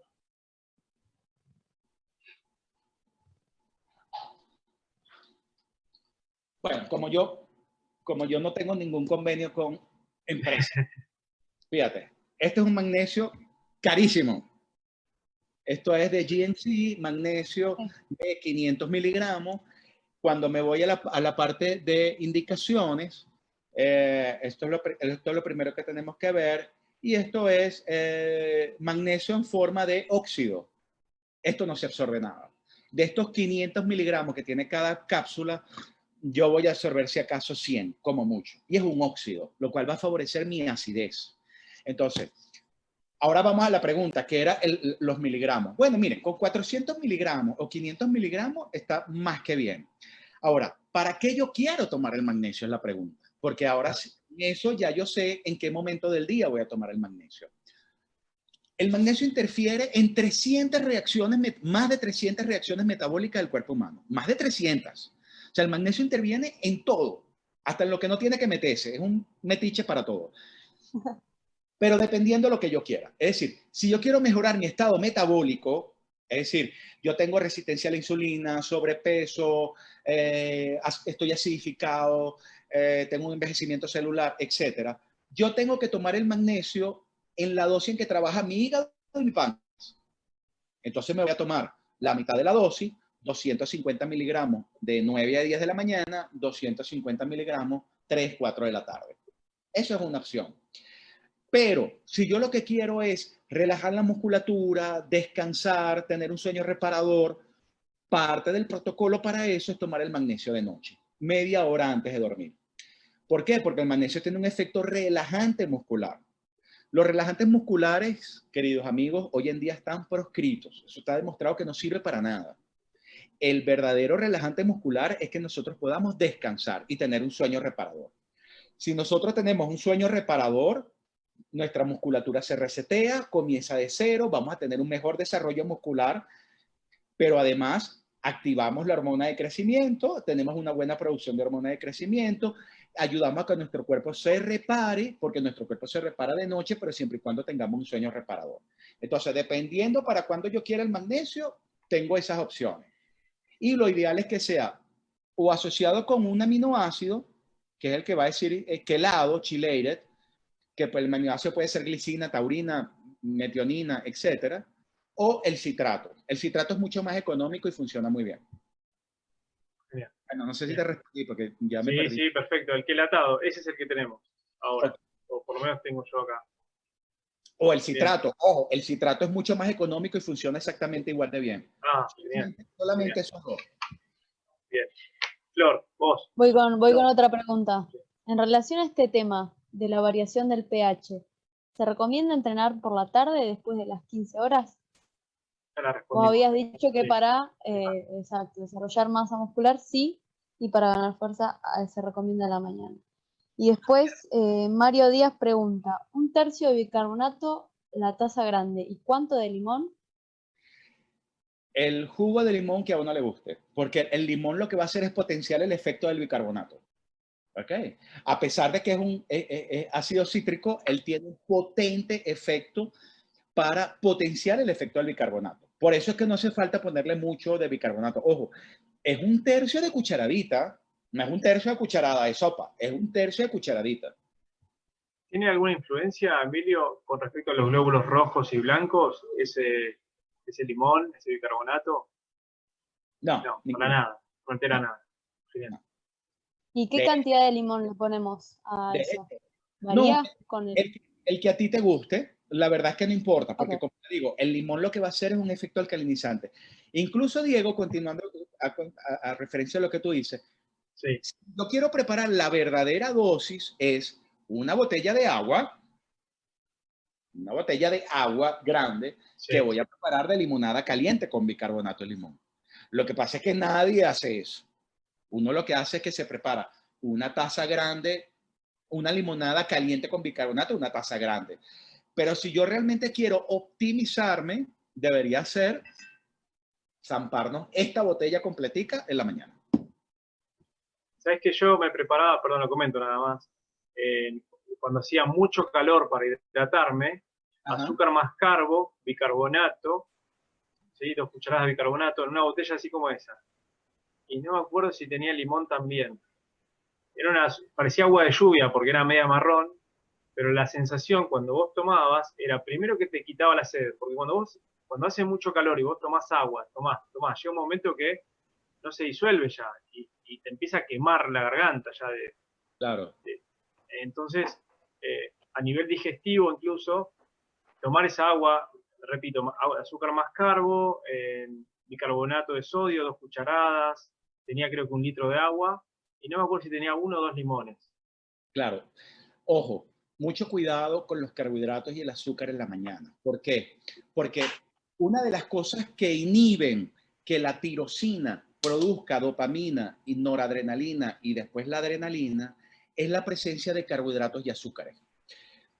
Cuando nosotros consumimos en la mañana carbohidratos y azúcar, bueno, claro, cuando desayunamos con carbohidratos y azúcar, la absorción de tirosina se ve comprometida y por lo tanto no podemos tener el influjo de la dopamina, sino que va a subir la insulina. Esa es la razón por la cual la mayoría de los niños que están acostumbrados a desayunar con un sándwich o una magdalena, un zumo, un jugo de naranja, que es lo más tóxico que puede haber, etcétera, ellos no tienen concentración en el colegio. Cuando un niño no se concentra en el colegio, es decir, él ve pero no entiende, o él ve pero no está atento, es porque necesita proteína. Necesitamos darle tirosina para que él pueda producir dopamina, noradrenalina y adrenalina. Y el azúcar y el carbohidrato en general bloquea la liberación de la tirosina para que vaya a producir estos neurotransmisores del sistema simpático. Ojo con eso. O sea, está bien tu limonada, pero sácale el azúcar. Está bien, perfecto. Buenísimo. Otra pregunta, Margarita dice, ¿un cuerpo muy alcalinizado es dañino? Bueno, a ver, lo que pasa es que extremadamente alcalinizar el cuerpo es muy difícil. Es muy difícil porque nosotros vamos a alcalinizar nuestro cuerpo, la matrix celular, vamos a alcalinizarlo en el momento en que tenemos que alcalinizarlo, que es en la mañana. Ya después de la mañana yo no tengo por qué buscar alcalinizar. A menos que, ojo, a menos que mi cuerpo esté en un estado de inflamación. Si mi cuerpo está en un estado de inflamación, yo mantengo esa acidez todo el día. No es nada más por mi ciclo circadiano. Es decir, si mi ciclo circadiano se rompió, yo voy a mantener esta acidez todo el día. Y entonces ahí sí yo le recomiendo, bueno, mira, si no te desagrada la limonada caliente con bicarbonato, pues entonces prepáratela también a mitad de tarde, prepárate una en la noche, porque además es una pizca de bicarbonato, que tu cuerpo lo va a manejar perfectamente bien. Perfecto. Voy a hacer una pregunta más y si quieren hacemos el recreo, así nos quemamos Bárbaro. todos. ¿Qué opina del uso de los suplementos proteicos y en qué momento tomarlos? Los suplementos proteicos, solo los proteicos. Solo dice proteicos. Sí, a ver, el suplemento proteico, lo que pasa es que fíjate, cuando yo voy a suplementar, hay algo que es muy fácil suplementar con la alimentación, que son los aminoácidos y las proteínas.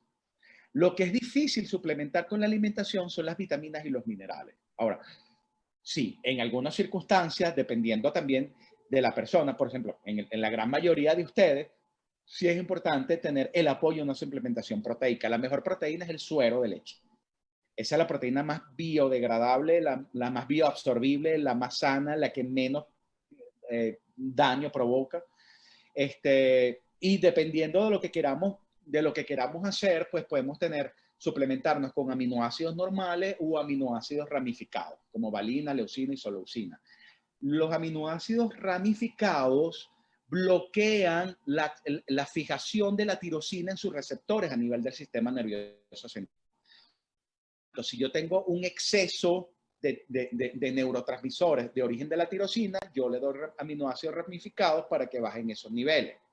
Pero en líneas generales, sí, yo puedo perfectamente suplementar con aminoácidos si es necesario. Mientras más naturales, mejor. Pero a mí lo que me preocupa muchísimo, muchísimo, es esa tendencia que hay ahora de hacer creer al deportista que con una alimentación sana ya tenemos la suplementación perfecta que él necesita y que no necesita tomar vitaminas y minerales. Yo a un atleta de alta competencia de 10 años le mando vitaminas y minerales porque si no a los 20 años va a llegarme a la consulta con una artrosis. Y tengo atletas de 20, 25 años con artrosis, como si fuera una persona de 60 años. Eso está pasando en todas partes del mundo. O sea, el grado de artrosis juvenil que hay, precoz, es bárbaro y es producto de la acidificación, la acumulación de radicales libres, el exceso de ácido láctico, la inflamación subclínica. O sea, todo ese es el origen. Perfecto. Emilio, Vamos a una perdón, cosa. Flor. Vamos a hacer. Sí. Dale, genial. Sí, te escucho. Hacemos la pausa. Hacemos la pausa y Dale, si querés dale, seguimos genial. con. Okay. Vamos a hacer una pausa de 5 minutos. ¿Sí? Okay. Así no Dale, se genial. extiende Y muy largo. 45, yo tengo 40 acá. 45, 45, seguimos. estamos todos de nuevo, ¿sí? Ya está. Perfecto. Excelente. Gracias, Flor. Vale. Gracias, Emilio. Descansen.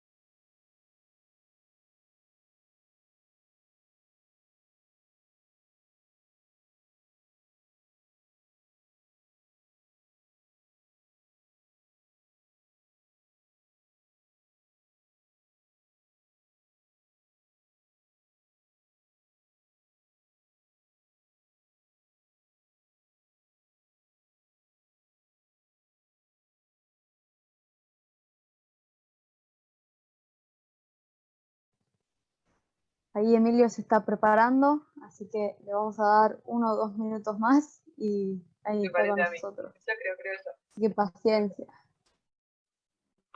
Buenísimo. ¿Qué estás tomando, Flor? Vos. Yo nada. No merendé, Nada. así tengo un hambre. Nada. Por allá, ¿qué estás tomando?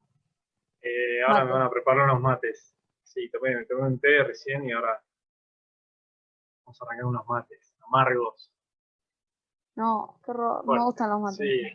¿No te gusta el mate? No me No, gusta me el encanta. mate.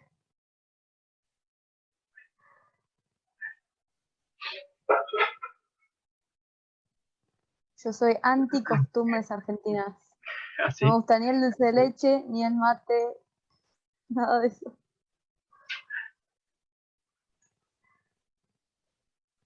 No, dulce de leche a mí no me enloquece, digamos. Pero el mate sí. No, se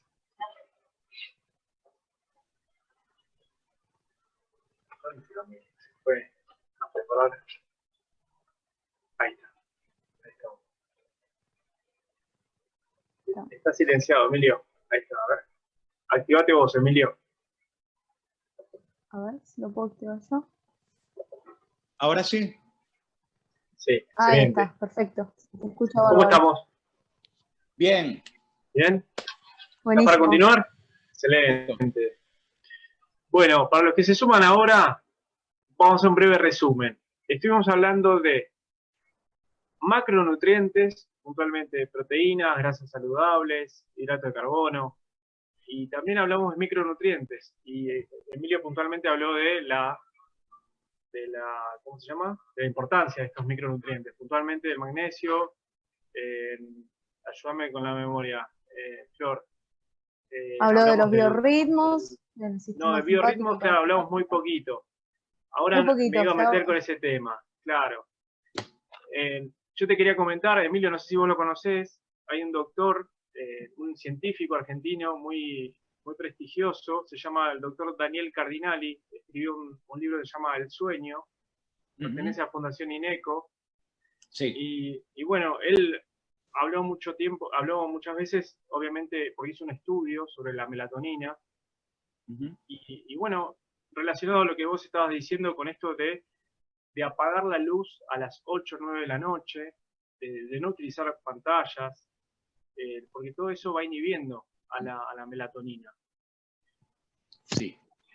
De hecho, ¿Lo conocés vos? Perdóname, ¿lo conocés? Sí, claro. Okay. Conozco su libro. Fíjate, de hecho, hace 3 años, un congreso europeo de medicina celular se determinó que el componente más importante, el neurotransmisor, la hormona, la sustancia más importante para el metabolismo en general, inclusive como antioxidante, es la melatonina. Ahora, ¿qué ocurre con la melatonina? La melatonina, tanto la que produce mi cuerpo, es decir, lo primero que yo tengo, si yo quiero producir una buena melatonina, lo primero que tengo que hacer cuando me levanto en la mañana es mirar la luz del sol, como lo dijimos al comienzo. Cuando yo miro la luz del sol, ya yo le estoy dando una orden a mi cerebro para que comience a prepararse, porque aproximadamente en 11 horas necesitamos tener una producción de melatonina para que haga su pico más o menos a las 10 de la noche y poder tener el efecto de dormir. Por lo tanto, si yo no me acostumbro a ver la luz del sol, o a raíz de esta cuarentena estoy trancado en mi casa, no tengo contacto con la luz del sol, ya yo estoy rompiendo mi primera fase de activación. Ahora, esa producción de melatonina comienza cuando empieza a ocultarse el sol. Es decir, yo le doy la señal cuando me levanto, pero cuando empieza a esconderse el sol es que yo empiezo a producir melatonina. Esa melatonina que yo produzco se inactiva con la luz azul. Se inactiva. Es decir, si yo estoy produciendo melatonina y yo me voy a la cama y llevo el iPad, el teléfono, el televisor, etcétera, yo tengo que esperar 1 hora a que yo apague todo eso para poder tener unos niveles óptimos de melatonina y poder dormir. Pero si ya se pasó el tiempo en que yo tengo que producir melatonina, ya no la produje. Entonces la gente dice, ah, bueno, tomo melatonina. Fantástico. Yo compro melatonina y me la tomo. Pero la melatonina que yo tomo también se inactiva con la luz. Es decir, si yo voy a combinar magnesio y melatonina, que es lo ideal, porque el magnesio lo que va a hacer es que me va a ayudar a relajarme para que yo caiga en un sueño profundo, pero no me mantiene mis horas de sueño profundo. Quien me va a mantener mis horas de sueño profundo es la melatonina. Por lo tanto, yo tengo que media hora antes de dormir tomar el magnesio y justo antes de dormir tomarme la melatonina. De lo contrario, la inactivé. Entonces, ese mal hábito que tenemos nosotros de irnos a la cama con todas las cosas, pues tenemos que quitarlo.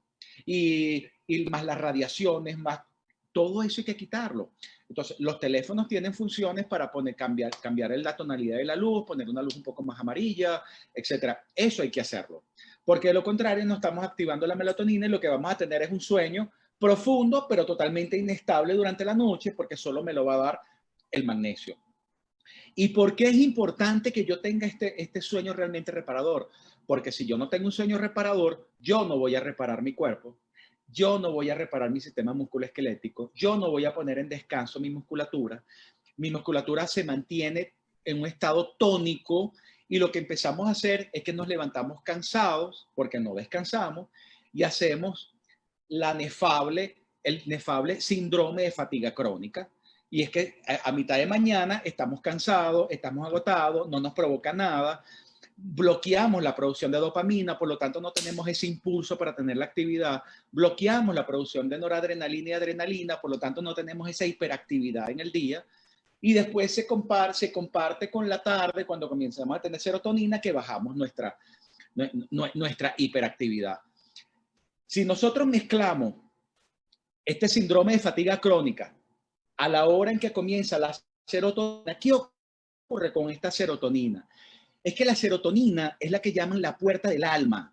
Cuando nosotros tenemos ya el influjo de serotonina es cuando empezamos a estar un poco más tranquilos, empezamos a pensar, incluso vienen pensamientos que en condiciones normales no tenemos, porque durante el día tenemos el influjo de los activadores, del sistema simpático que nos está dando la orden de que actívate, ataca, céntrate, etcétera.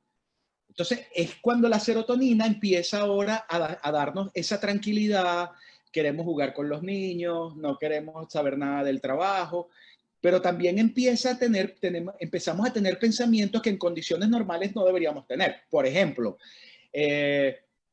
a las 11 de la noche, a las 10 de la noche, estamos todos tranquilos en la casa y de repente Matías, no, yo la otra vez me metí con Matías, no me meternos con otro. Perdón, Matías, no es nada personal.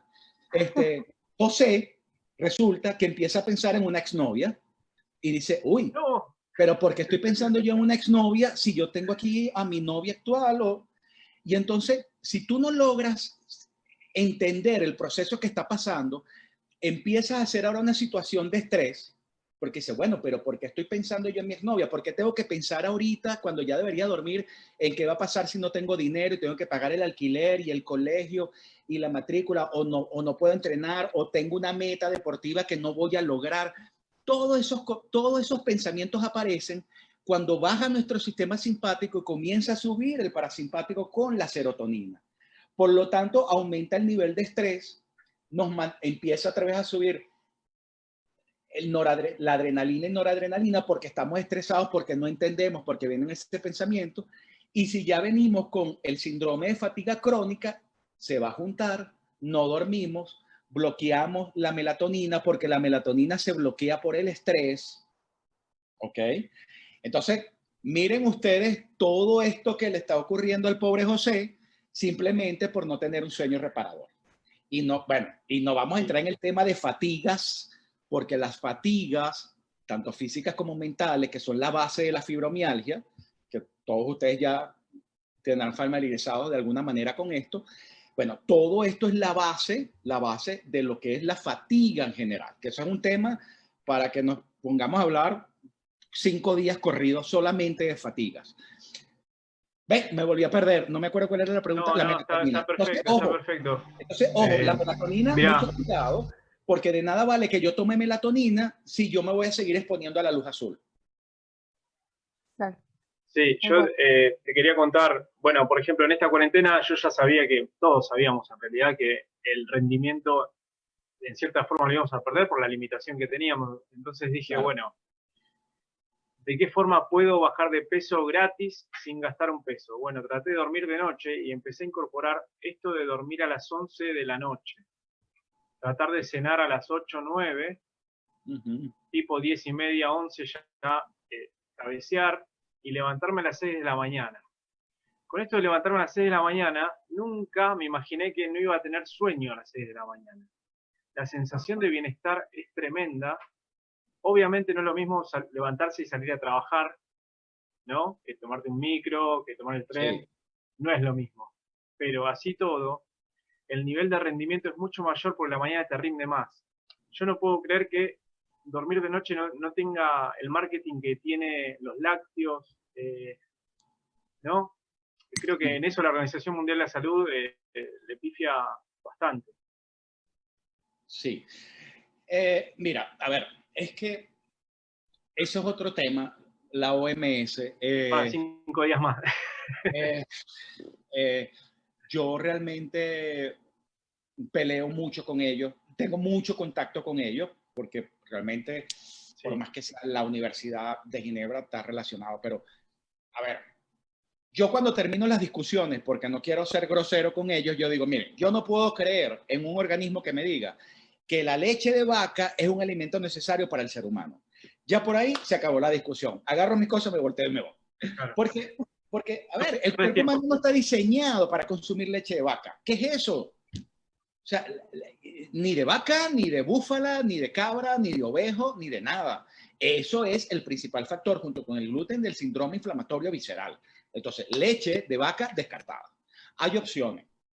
Hay opciones. Hay gente que no puede vivir sin la leche de vaca o sin el queso. Bueno, pero hay opciones. Hay quesos que se hacen ya con el ultrafiltrado de la leche que ya no tienen nada de caseína. También, mientras más pequeño es el animal, más pequeña es la caseína.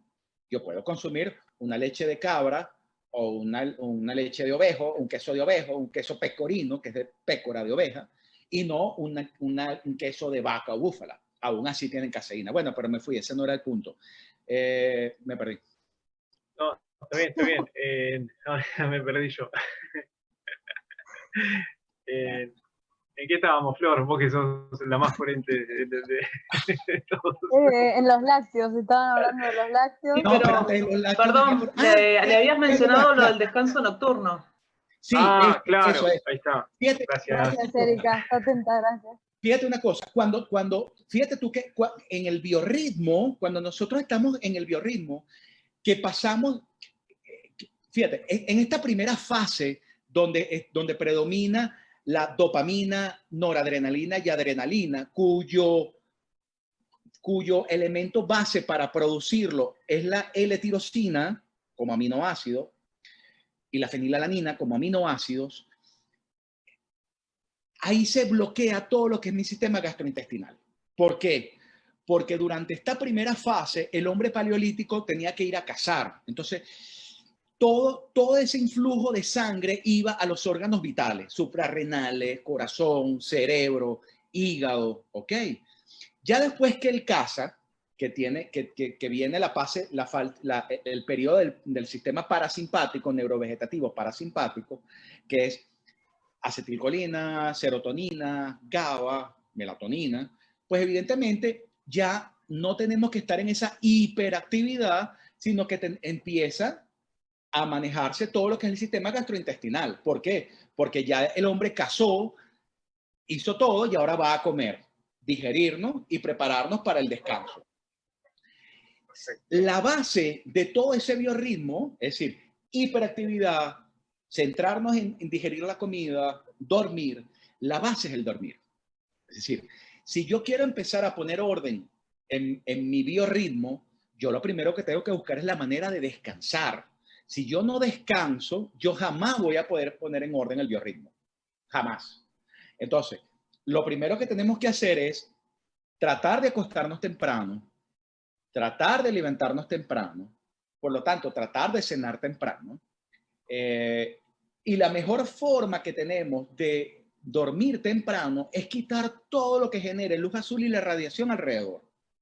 Mientras yo esté rodeado de radiaciones y de luz azul, yo no voy a poder dormir, porque no voy a poder producir mi melatonina o la voy a inactivar. Y de paso, si estoy estresado, menos la voy a producir, porque la melatonina no solamente se inactiva con la luz azul, se inactiva también con el estrés. Pero también está muy relacionada con la vitamina D. De hecho, la ausencia de vitamina D es una de las causas también de depresión, demostrado hoy en día. Bueno, la falta de vitamina D es la causante casi que de todo, hasta embarazo precoz, lo que ustedes quieran, ya, lo que quieran, cualquier cosa que ustedes se quieran imaginar, la vitamina D está involucrada. Y si algo ha pasado durante esta cuarentena, es que primero, estamos rodeados de luz azul, porque no tenemos más nada que hacer que estar metidos en la cama viendo televisión hasta las 12, 1 de la mañana, estamos estresados, nos alimentamos mal, por supuesto, y ¿para qué nos vamos a levantar temprano si no tenemos nada que hacer? Pero además no nos exponemos a la luz de la mañana y por lo tanto no activamos nuestra vitamina B. Entonces fíjense que todo es un círculo. Lo que tú estás haciendo, Diego, es lo correcto. Mira, Emilio, bueno, a eso te quería comentar, ¿no? Porque también es importante preguntarnos el por qué hacemos las cosas. Digamos, ¿por qué la gente a la noche se pone a mirar Netflix? Seguramente porque busca dopamina, esa recompensa, ¿no? No, pero en serio lo digo, de trabajar todo el día, de la facultad, de discutir con su jefe. Entonces, yo lo que le decía a mis alumnos, si vos te quedas de las 11 de la noche hasta la 1 de la mañana por mirar una serie, andate a dormir, cená más temprano, mirala a las 6 de la mañana y a las 8 te dedicás a trabajar, a estudiar, a lo que sea, vas a rendir mejor. Obviamente que requiere un esfuerzo porque es cultural. Claro. ¿Y a qué iba todo esto? Porque cuando vos, no sé, te caen familiares a la tarde y se quedan hasta la noche y ese día ya no te fuiste a dormir a la hora que vos habitualmente, ya alterás el, ¿cómo se llama? El ritmo circadiano. Ajá, y al otro día te levantás tarde, claro, y almorzás más tarde. Es decir, ¿basta con un solo día para arruinarlo todo? A ese ritmo circadiano, así de simple, tan sensible. Sí. Realmente, con 3 días continuos donde tú rompas tu ciclo circadiano, ya lo alteraste. Solo requieres 3 días. Y el ciclo, ojo, y el biorritmo va mucho más allá de los 2 bloques. Es decir, fíjate, si nosotros, en un minutico se los explico. Sí. Rapidito para que Diego no se moleste. Fíjense. No. Ajá, no me hagan perder el hilo. Ok, fíjate, lo hablamos al principio. Lo primero que tú vas a tener a las 5 de la mañana es un impulso donde tu páncreas va a liberar un poquito de insulina para que baje tu azúcar en la sangre y te despiertes porque sabes que tienes que buscar comida. Ok. Si tú aprovechas ese impulso y te levantas, fantástico, porque ya estás empezando a poner orden tu biorritmo. Inmediatamente, pero bueno, también te puedes quedar un rato más en la cama, te vuelves a agarrar el sueño, pero tienes que pararte temprano. Lo primero que vas a hacer es mirar la luz del sol. Lo segundo que vas a hacer es alcalinizar tu pH. Y inmediatamente lo que vas a tener, y lo vas a tener quieras o no quieras, es un influjo de dopamina, porque es la que te va a activar. Y una vez que tú te activas, quien va a mantener esa actividad es la noradrenalina y la adrenalina. Hasta aproximadamente las 4 de la tarde, hasta las 3 de la tarde, que ya eso frena, porque tú tienes que activar tu sistema gastrointestinal y poder procesar los alimentos que estás comiendo. ¿Qué significa eso?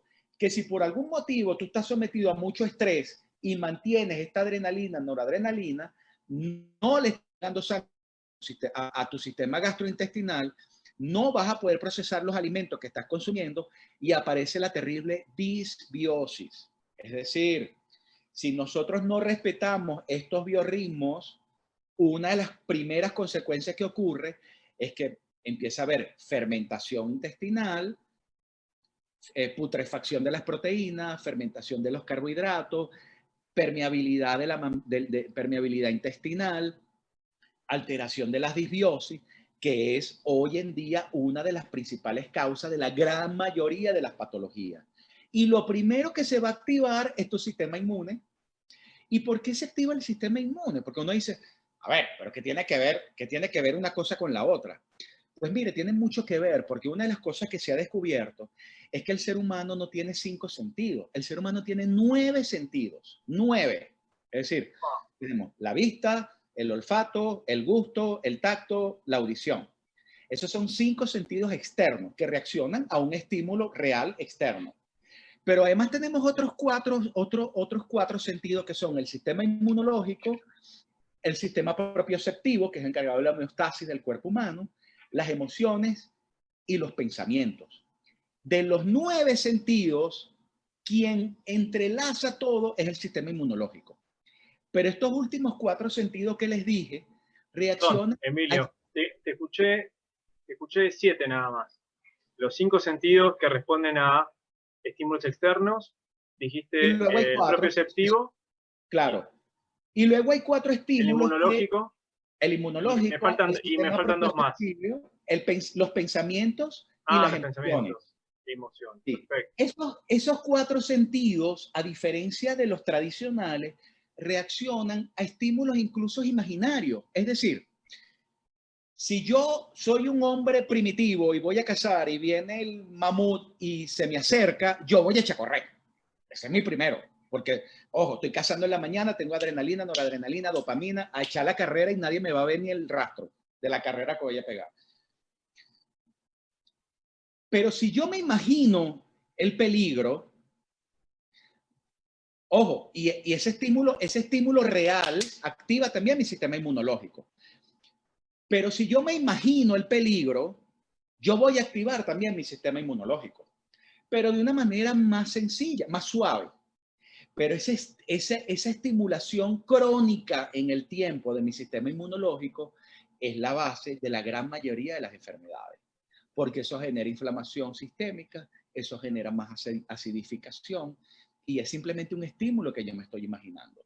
Es decir, si yo estoy todo el día con el estrés, ¿hasta cuándo va a ser la cuarentena? No soporto estar metido en mi casa, no soporto a mi pareja, quiero salir a la calle. O sea, ese estrés no me va a hacer que yo pueda desarrollar todo mi biorritmo normal y me va a mantener activado mi sistema inmunológico. Mi sistema inmunológico cae. ¿Y por qué creen ustedes que existe este grado de morbilidad tan bárbaro con esta pandemia? Si más bien lo que han hecho es encerrarnos a todos. Bueno, pero es que mientras nosotros estemos encerrados, evidentemente, bueno, es que ya vamos a entrar en otro tema, que no quiero, porque yo tengo mis criterios muy propios referente a eso, pero en líneas generales, si yo estoy encerrado, no voy a activar mi vitamina D, por lo tanto, está directamente relacionada con mi sistema inmunológico. Me va a provocar depresión porque está muy relacionado el déficit de vitamina D con los sistemas depresivos. Va a ser un estímulo del sentido principal para tumbármelo. Entonces, yo en vez de tomar la suplementación necesaria para subir mi sistema inmunológico, lo que estoy es bajando mi sistema inmunológico por el simple hecho de estar encerrado. Y predisponerme y me predispone a la enfermedad. Cuando se supone que esto es una virosis que debe tener la misma mortalidad de una influenza. O sea, ¿qué está pasando? Que la gente se está muriendo como se está muriendo. Claro. Emilio, consulta. ¿Cómo manejaste vos el tema del COVID y con esta pandemia en base a tus actividades, digamos? ¿Cómo se atendía la gente con vos? Supongamos, yo tengo un déficit de vitaminas. ¿Vos qué me pedías? ¿Un análisis de sangre? ¿Iba al consultorio? ¿Vos me dabas la orden? ¿Cómo te manejas en ese sentido?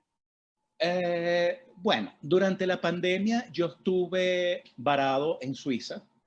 En Suiza no hubo confinamiento porque el índice de suicidio es muy alto. De hecho, yo tenía que regresar. El día que se cierran los aeropuertos era mi regreso a Madrid para de Madrid venirme a Venezuela.